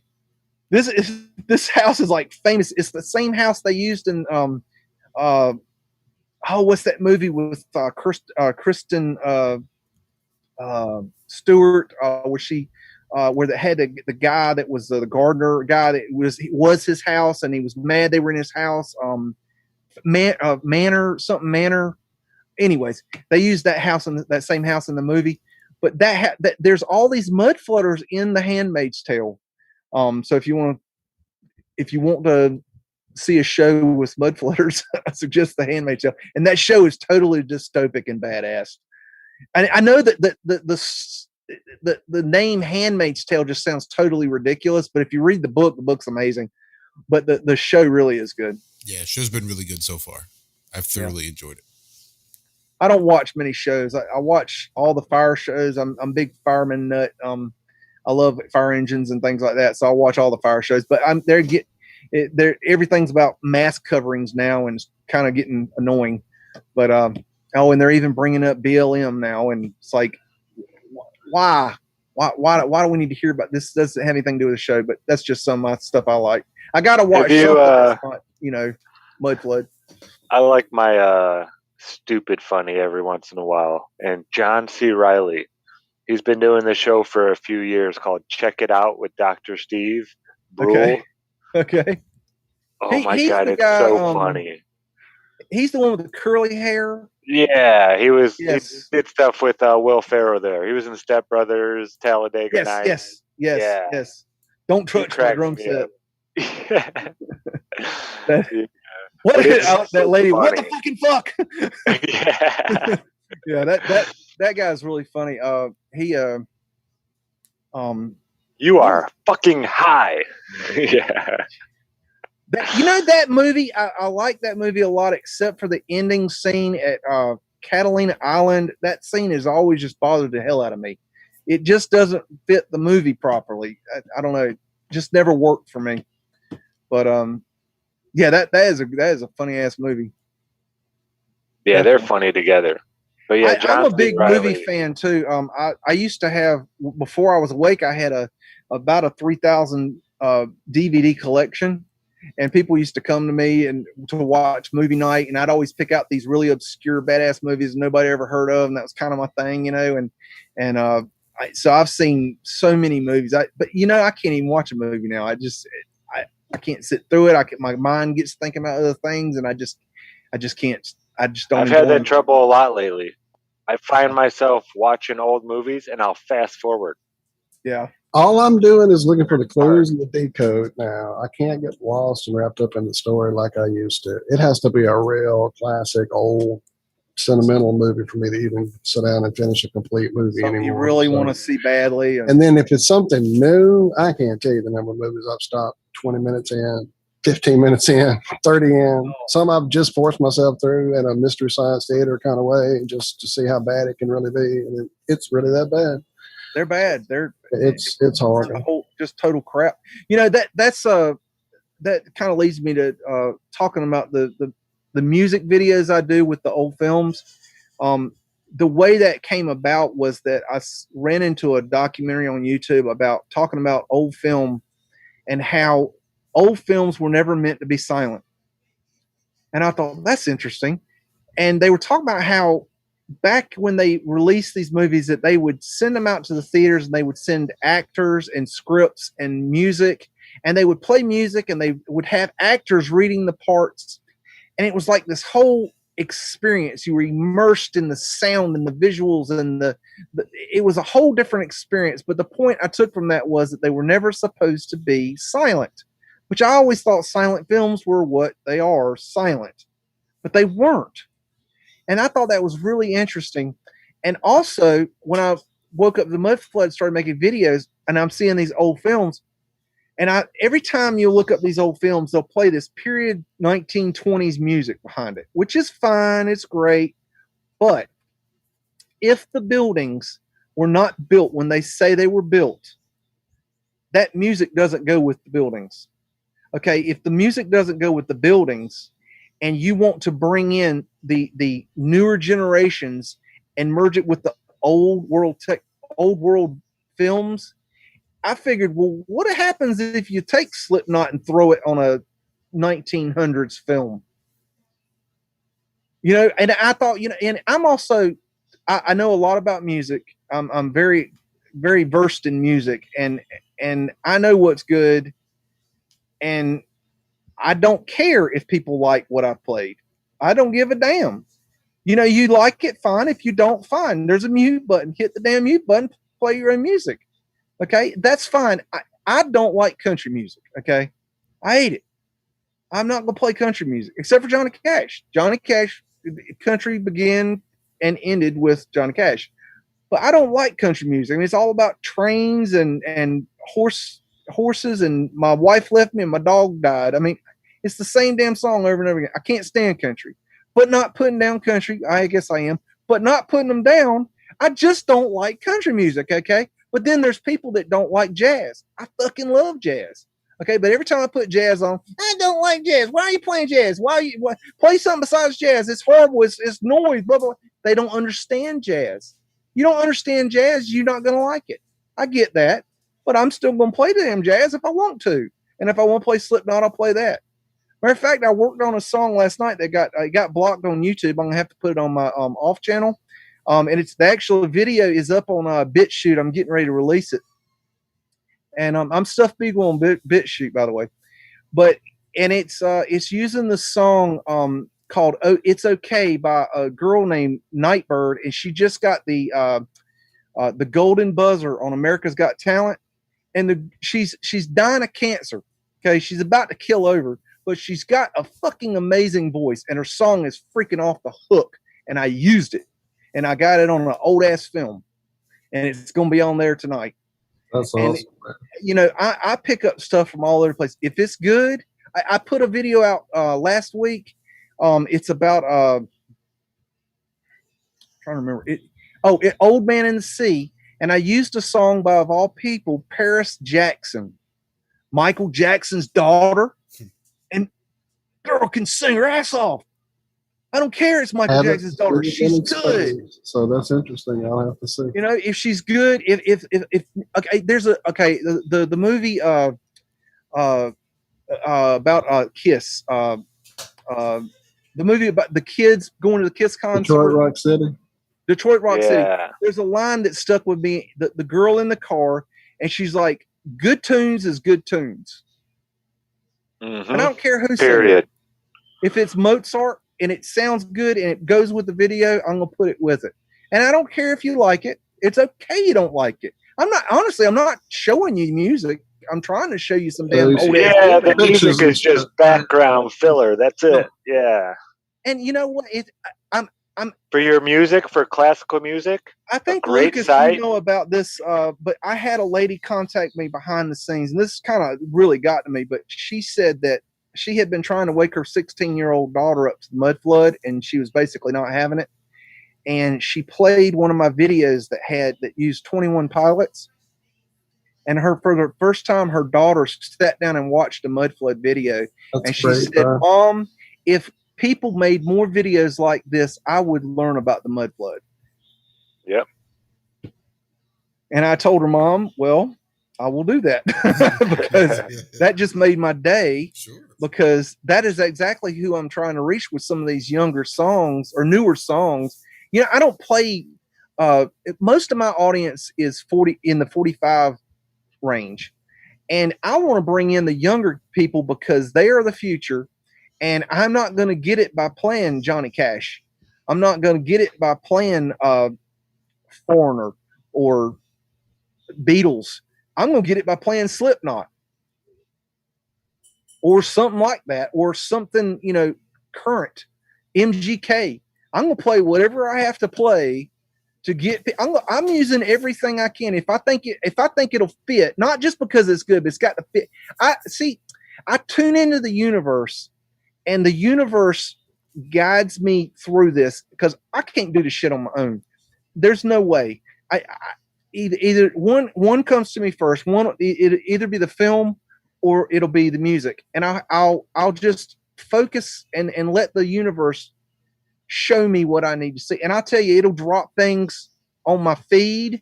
The perfect song. It'll drop, you know, the perfect film. It's amazing how the universe works. The universe. Our universe works on universal laws, okay, and those things are so real. The law of attraction works. If you ask, believe, you receive. Okay. Several years ago, I was vacuuming my carpet, and my buddy came over right after I got done because I had broken the belt on my vacuum, and he said, "Man, what you need to go to the store?" And I was like, "No, I'll just get one from the universe." He laughed at me. I said, "No, I'm serious. I'm going to order it from the universe, and it'll be here shortly." And he thought I was pure crazy. 2 weeks later, I walked over to his house, and he followed me back. And as we're walking back on the front lawn, I found not only a brand new belt, but it was the exact model that I needed. That is crazy. Yeah. That's the universe. Yeah. And that's true. That is a true story. He saw it. I mean, I know you guys didn't see it, but I'm telling you, it's a truth thing that happened. And I have used the universe to bring things that you wouldn't believe. But let me say, you have to be very careful about what you want, because it can also bring you things you don't want. You have to be very clear about what you want and what you want to use it for, your intention. Intention is a law of the universe. Plus, the universe tends to be very literal. Yes.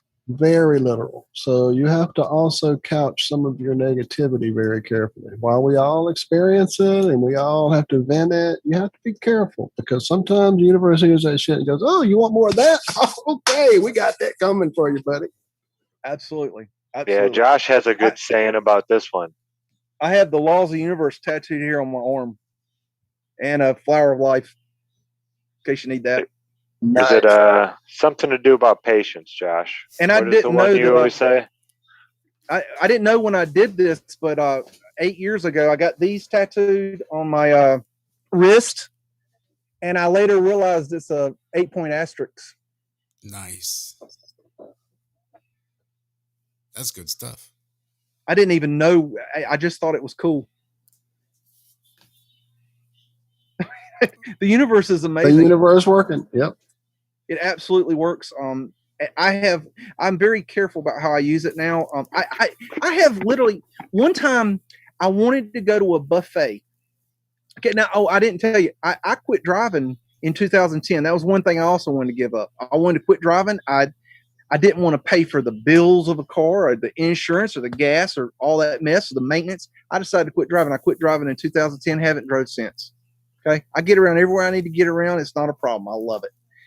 And I wanted to go to a buffet because there's not a buffet around here where I'm at. And so I just worked up a buffet from the universe. And a few weeks later, a friend of mine, this elderly lady that I do some handyman work, she called me up. She goes, "Hey, I'm going to Ryan's Steakhouse and Buffet. Would you like to go with me?" "You're damn right I'd like to go with you." And she took me to eat at the buffet because I had ordered that. I mean, what is the randomness of that? What are what's the odds of that? That's so specific. The universe will bring anything you want. Wealth, health, exactly. Anything you want. And I'm not perfect at using it. I screw it up too. It does whatever you want to, and you got to be real clear. If you ain't clear, like you said, it will get you. And it has. It's bit me before, and it's you got to be very careful. But it's real. It's that movie, The Secret. Go watch The Secret. Okay, yeah, it's a bunch of Hollywood crap in there, but there's also truth in there. You're gonna get truth from all over the place. You got to learn to pick out the jewels. You got to separate the wheat from the chaff. That's part of awakening, is learning that. It's when you read the Bible. Okay, first thing let me tell you about the Bible is you got the New Testament and the Old Testament, correct? And you ask a Christian, "What's the Bible about?" They say it's the story of Jesus. Well, no, it's not the story of Jesus. No. The first part of the Bible, which is called the Old Testament, is not about Jesus. You can just rip that out, throw it out. That's the old Jewish Bible. Okay. The story of Jesus is actually the New Testament, but that's not even the truth. It's the story of Jesus is only the first 4 chapters, and the rest of it's commentary. Okay.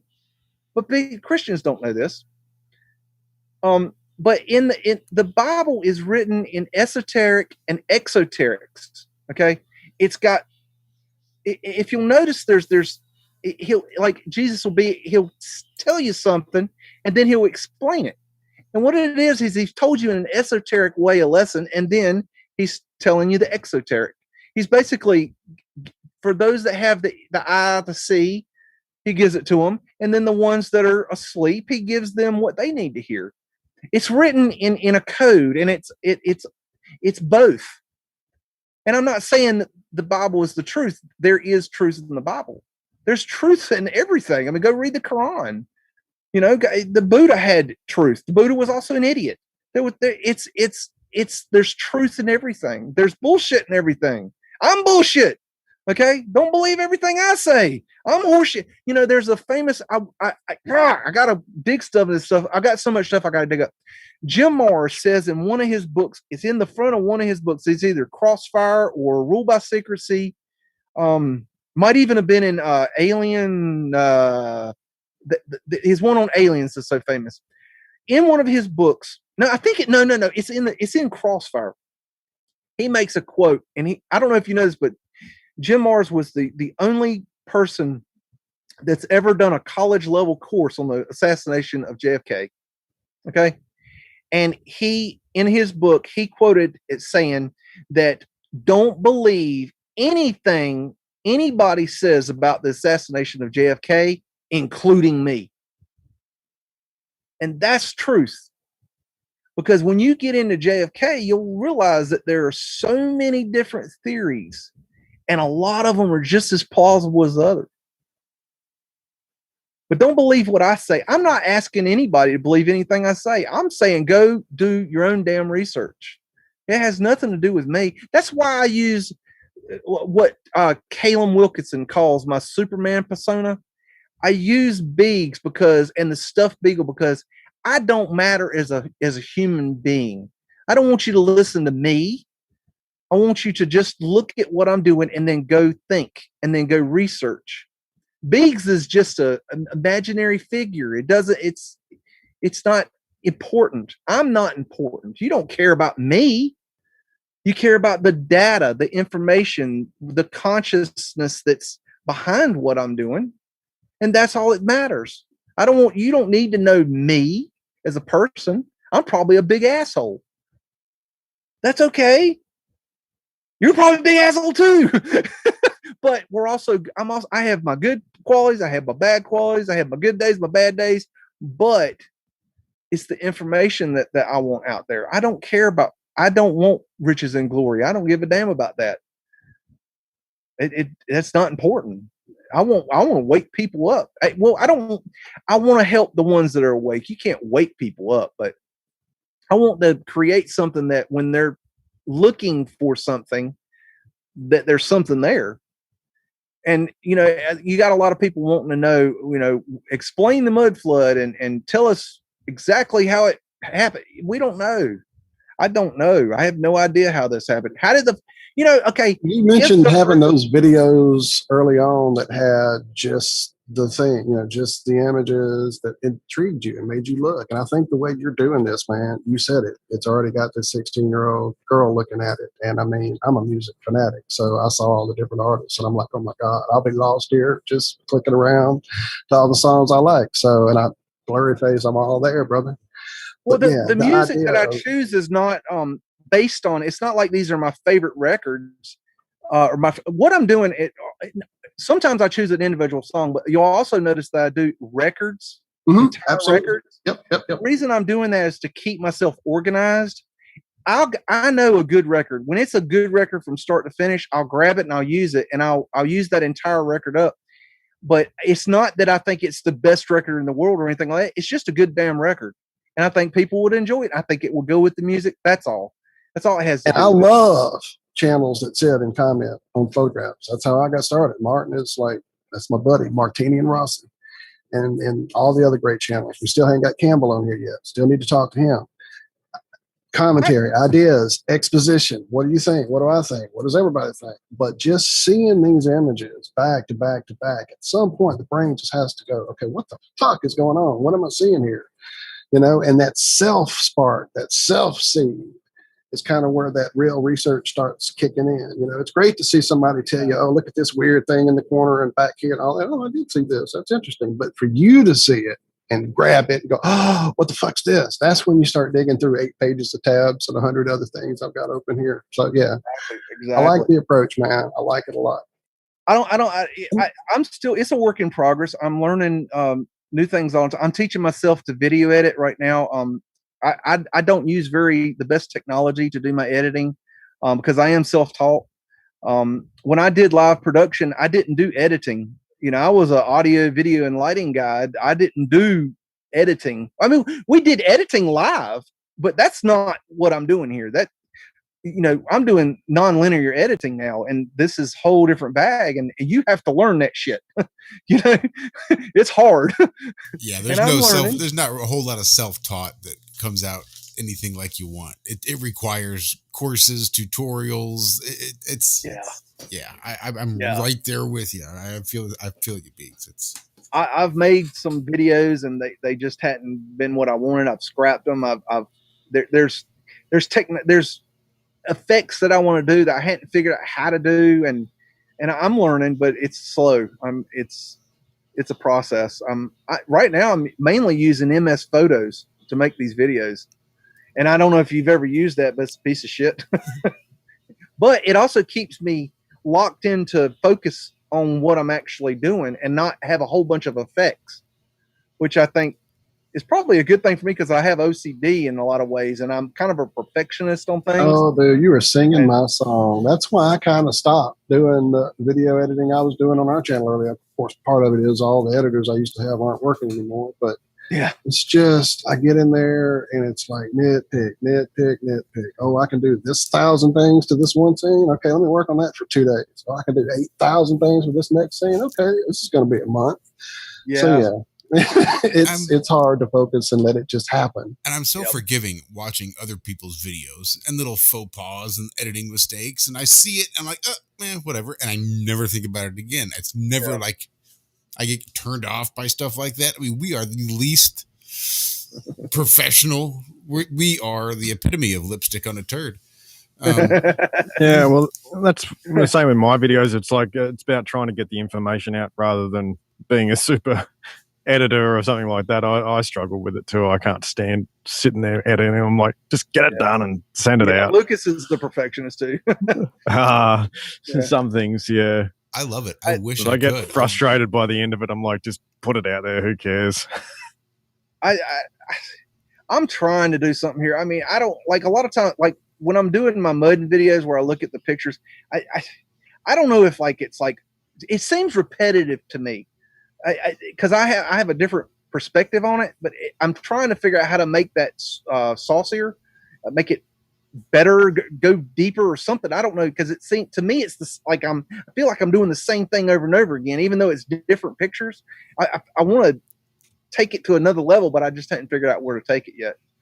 I don't want it to get dull for people. I want people to be wondering. That's why I don't put up any images of when I'm doing the mudding videos. I don't tell you what I'm going to do. I just say it's a mudding video and you have to come watch that thing and find out what I'm doing. Because I don't want people to know what I'm going to do. I want to go anywhere I want to go. I've got an idea that I'm actually trying to put it together now. The basic concept is I've got a map of the United States and I've got, this is how far I've gotten with it. I've got a pack of darts and I'm going to throw a dart at the map, and the idea is that whatever city or town the dart hits, I'm going to go do a live Google drop in and go search for MUDFLOOD in that area, and do it as a just record me going live into this thing on Google Earth and just pop in and see what I find, knowing nothing. And that's awesome. And just make it random as hell and see where it goes. It might be a piece of shit. I don't know. This is one of the ideas I'm toying with right now. I've got the parts now. It's more getting off my ass and doing it. I've got a lot of other things I'm working on too. So, but I'm trying to do some different things. There's so many. That's what I love about this is it's so creative.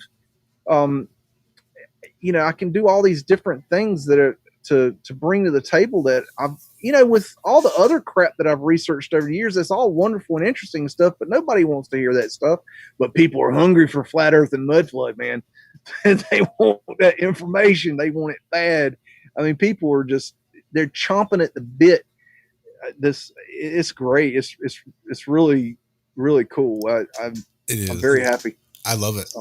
But the flat earth I need to do more research on flat earth because I'm very green. I know the basics, but you're not going to sit here and explain flat earth to anybody because I dumbass when it comes to flat earth, really. I mean, I know okay, look, I know that you can't put all these if you look at swimming pools, the 3,300 gallon swimming pools, and you stack them up on the planes of the wing of a Boeing jet. I mean, it's obvious that shit don't make no sense. I know how much water is 3,300 gallons. The girl next door has a 3,300 gallon pool. Okay, I've seen it. I know how much freaking water that is. I know how much liquid that is. And then you stack up a bunch of these. There's no way that's possible. And then flat earth, okay, take a drone. And I've been trying to get somebody to do this for me, but I haven't been successful. Take a drone and just launch it straight in the air, set it on hover for an hour, point it at a building, and have somebody film the drone from the ground. Okay, what's supposed to move, y'all? Well, again, we know both sides of this argument, so yes, we do. But for a glober, if you could do that experiment, what would happen? You know, they give you the horse shit, the viscous material, everything's yeah, my ass.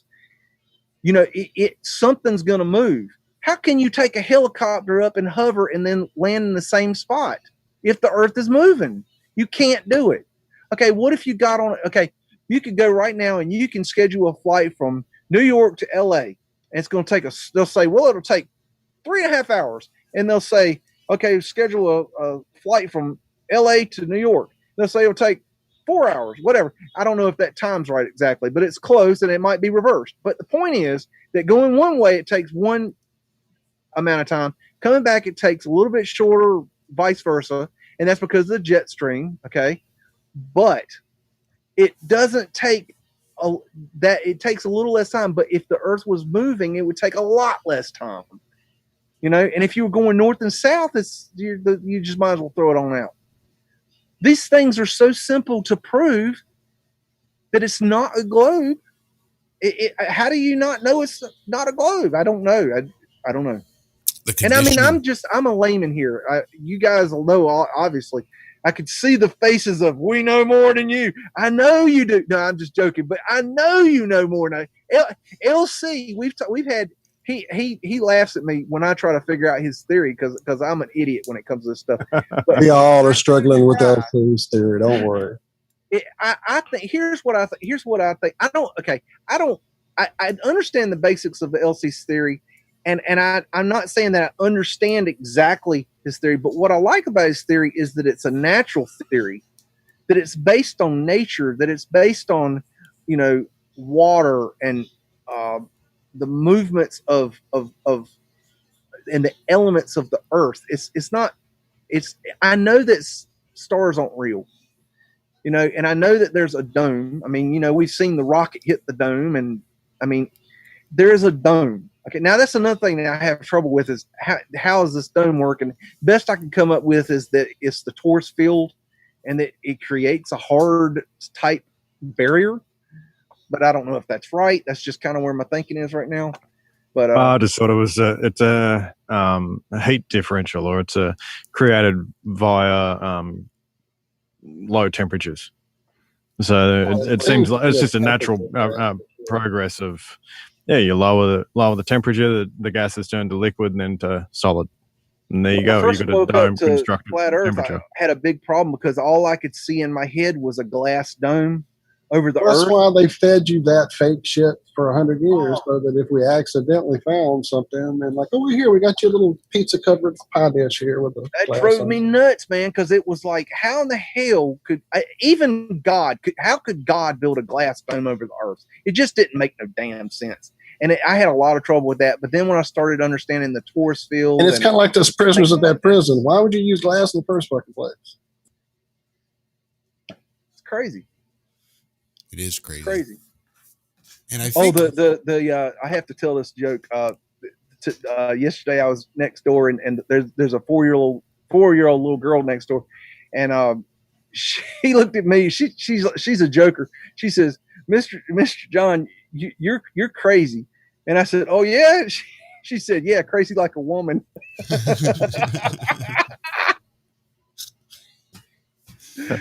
I have no idea why she said that, but she just says these random things. But that was so funny to me. That's pretty good. Well, I think we about hit that 3-hour mark here, pretty close to. Oh, really? Right around, yeah. Oh, wow, a little bit plus, And maybe. a little bit Also, plus, yeah. See, this is what we were saying before we started, man.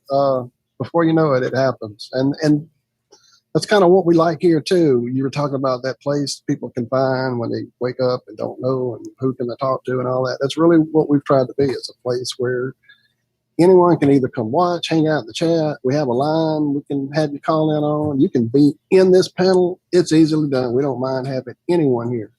Cool. And we're not expecting you to know any kind of math and science and Aries refractions or anything. I hate math. just freaking be a person that has an idea that something's not right and you want to look at it different. We're all about that. And like, as you see, the 3 hours fly by and we want more. So promise, don't let freaking Lucas's, we know how he can be. Don't let him keep you away. Do come back, man, please. It's been a blast for sure. Well, definitely check out Lucas's work, because Dude, I love that dude. I don't understand it, but I think he has a very good idea. I was watching a year-old video of his just recently, and I'm like, what the shit? Wow, if I'd had this a year ago, I'd be so far ahead. So, yeah, y'all, we bagged on Lucas. Guys, check out my channels as Stuff Beagle on YouTube, Stuff Beagle on BitChute, and I'm on MeWe, Stuff Beagle, and I have all my off YouTube block stuff is on Beag's off menu on MeWe. And if you'll sign on to my MeWe, sign up for my MeWe MUDFLOOD Club, I'll send you a link to sign up for those. And it's all free. I don't charge for anything. I don't believe that truth is cost anything. It's all free. It's I can't charge for truth. It's truth. It's not. It's not going to happen. So, and I have I do try to fund myself a little bit because I live off grid and I live a very simple life, and I do handyman work to keep myself a little bit of money in my pocket. But I don't need a bunch to live on. And, but I do have, I need to keep the engine moving a little bit. So I have a Patreon account, and I also have a store with t-shirts and mugs. And I have Flat Earth an asterisk with FE, so it's basically Flat Earth symbol. I have some T-shirts for some of my videos, and I don't do Stuff Beagle shirts. I'm not selling beagles here. It ain't about the beagle. Beagle don't mean shit. It's just something to people to say beagle, to say the Beagle Stuff Beagle channel. That's all. It has nothing to do with nothing. It really doesn't. It's I don't care about stuffed beagles or. It doesn't mean anything. It's as you like it. A Bilderberg group. Nice. That's what it is. Yeah. Completely arbitrary. Love it. All right. I really appreciate thanks for coming on, John. No problem. It's really good, man. I have to work. I really enjoyed. Sometimes. It's this time frame's tough for me. During the summer, I have to mow some grass, and it's based on someone else. I have to go after them. And he doesn't tell me when he's going to do it, so I have to wait for him to do it before I can actually schedule myself. So this week it worked out because it rained all week. Oh, can't beat that. Well, if it helps. Well, interestingly enough, sir, we also do this same kind of madness twice a week, really early in the morning for you over there. It's 5. Is that right? Am I getting the time right? 5 to 7. That's correct. 5 to 7 a.m. Tuesday mornings and Friday mornings. So if you ever find yourself up with the birds. I usually hit the sack between 5 and 6, but 7. 8. So that's there you go. Head to bed right after the show. Matter of fact, that actually works better for me in a lot of times. That's yeah. Oh, sweet. Well, as we tell everybody, you've been in. The door doesn't shut behind you, friend. You're now part of the family. Welcome back anytime. Definitely don't lose touch. We do get a little spread out because we're all. I hope I gave you something to ponder. I don't know what I know that you don't know. I have no idea. It's like the viaducts. I thought everybody knew that. I thought everybody knew about pavement lights. Nope. That's this is all good stuff, dude. This is why we like to have folks come and show us new crowd. And then the channels. I've got 3 new channels to go dig into now. So awesome. Which I linked all of them in the chat. To find them now, it's going to be a struggle for me, but they'll come back there in the replay. And then all of your stuff, is it convenient? Oh, that's right. You said sign up to the MeWe. And that way. All the links are for these things are my Patreon, my MeWe, and my Teespring store are all in my descriptions of my videos, every single one of them. So you can go on to the MeWe and sign up. And when you sign up, I'll sign you up for the MUDFLOOD Club and the Beag's off menu. Well, you'll have to click accept, but I'll send you an invitation. Sent that MeWe invite through our chat. I think it was Doc that shared it with us a little earlier. Doc Michael, thank you, sir. Mm-hmm. So it's there again. You guys in chat. And I am there all the time. So if you want to chat with me or send pictures or videos, you can do all this for free on MeWe. And I talk. Lucas will tell you we chat all the time about all kinds of different things. And I talk to people, actual people. I'm not like other channels where you can't get a hold of me. Like you go to Autodidactic, you're not going to get Campbell. Okay. When I want to talk to Campbell, I Skype Campbell. Okay. I talk to Campbell through email. I don't talk to him through MeWe, but you can actually get me through MeWe. And I'll actually, if you ain't talking about nothing important, I ain't going to talk to you. I'll say hello to you, but I'm not going to waste my time with you. But if you got something to say, hell man, I'm up for it. I'm up for game because I want to learn too. So anyways, I'm shutting up. I can ramble now. It's all right. We can all ramble around here. You're at home, friend. Don't worry. That's right. Hey, Mac, what you got going on after the stream ends?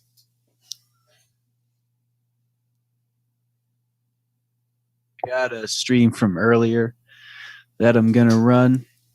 Yeah, as soon as we're done on Odyssey, I'll throw the link out.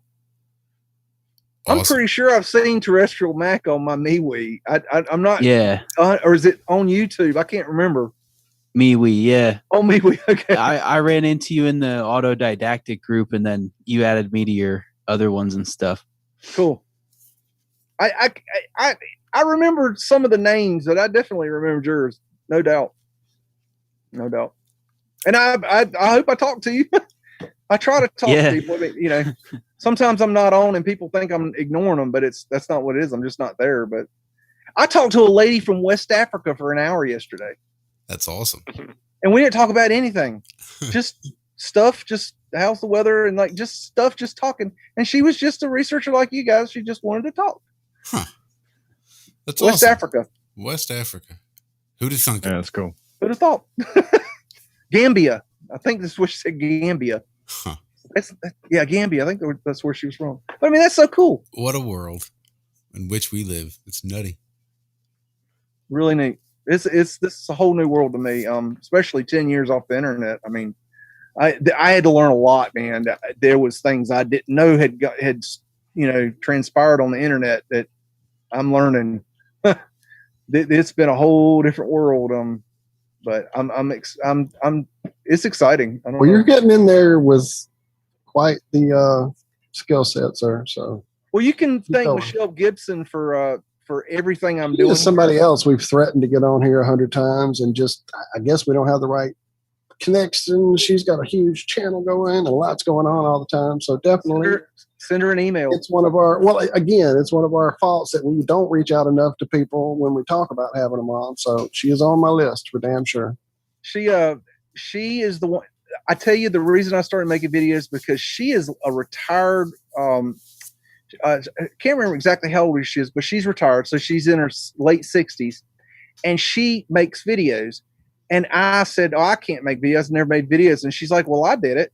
And I kind of like, wait a minute, I've got a production and audio, a background in production, and I can't do editing. I've got to be able to do that. And then I realized I had the software already on my computer. So you could thank Michelle Gibson for me all this because she did it, because she could do it. A retired elderly woman can do it. I thought, damn, I must be able to do it. I mean, I was programming computers in 4th grade. I mean, come on. I made my living on the internet. I had a huge internet presence, and I made a lot of money on the internet. I know how this works. So I just, I owe it to her though. So check her out. Send her an email. She's drop my name. Tell Big sent you. We may well end up. You got it, sir. It is done now. So we've got it on record. It's recorded. You recorded it. Man, thank you again. Mac, TJ, thank you, sir. I appreciate it. I'll see you later. Thank you, brother. Thanks everyone. Yeah, this was a lot of fun. Good night, everybody. Love y'all. Okay. Love y'all. Y'all take care. All right, brother. All right, everybody. This has been Iron Rail Media and another exciting episode of Have No Sphere. We love you guys. Make sure you have a great rest of your weekend.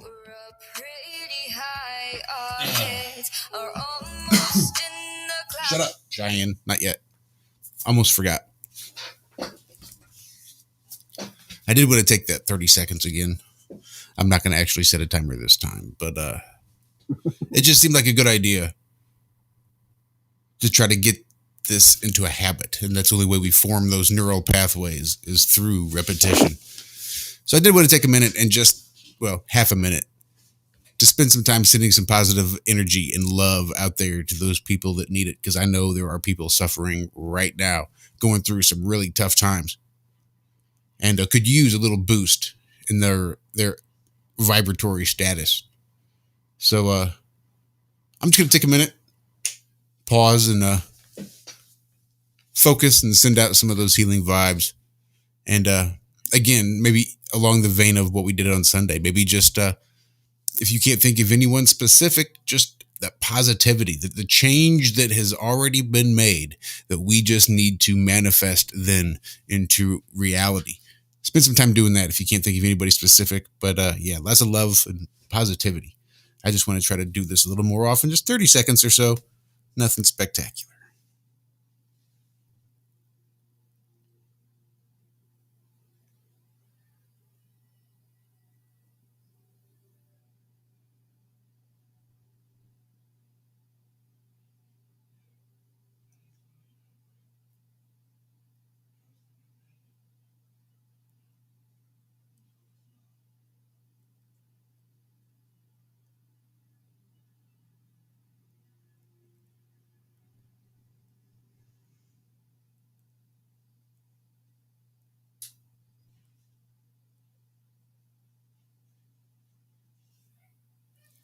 Yeah, not on how long that was, but that's got to be right around the 30 seconds, at least. That's right. That's right. That's right. All right. Now we can say goodbye. Love you guys. Have a great rest of your weekend. Be good. Be well. And remember, we do love you, all of you, even those we don't get to chat with, don't get to see, those whom we don't even know exist. You're out there. By God, we love you. Have a great rest of your weekend. Bye-bye.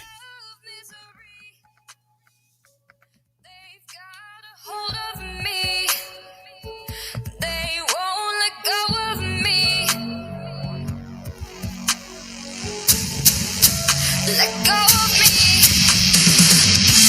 They might have gravity on their side, but something's pulling us high.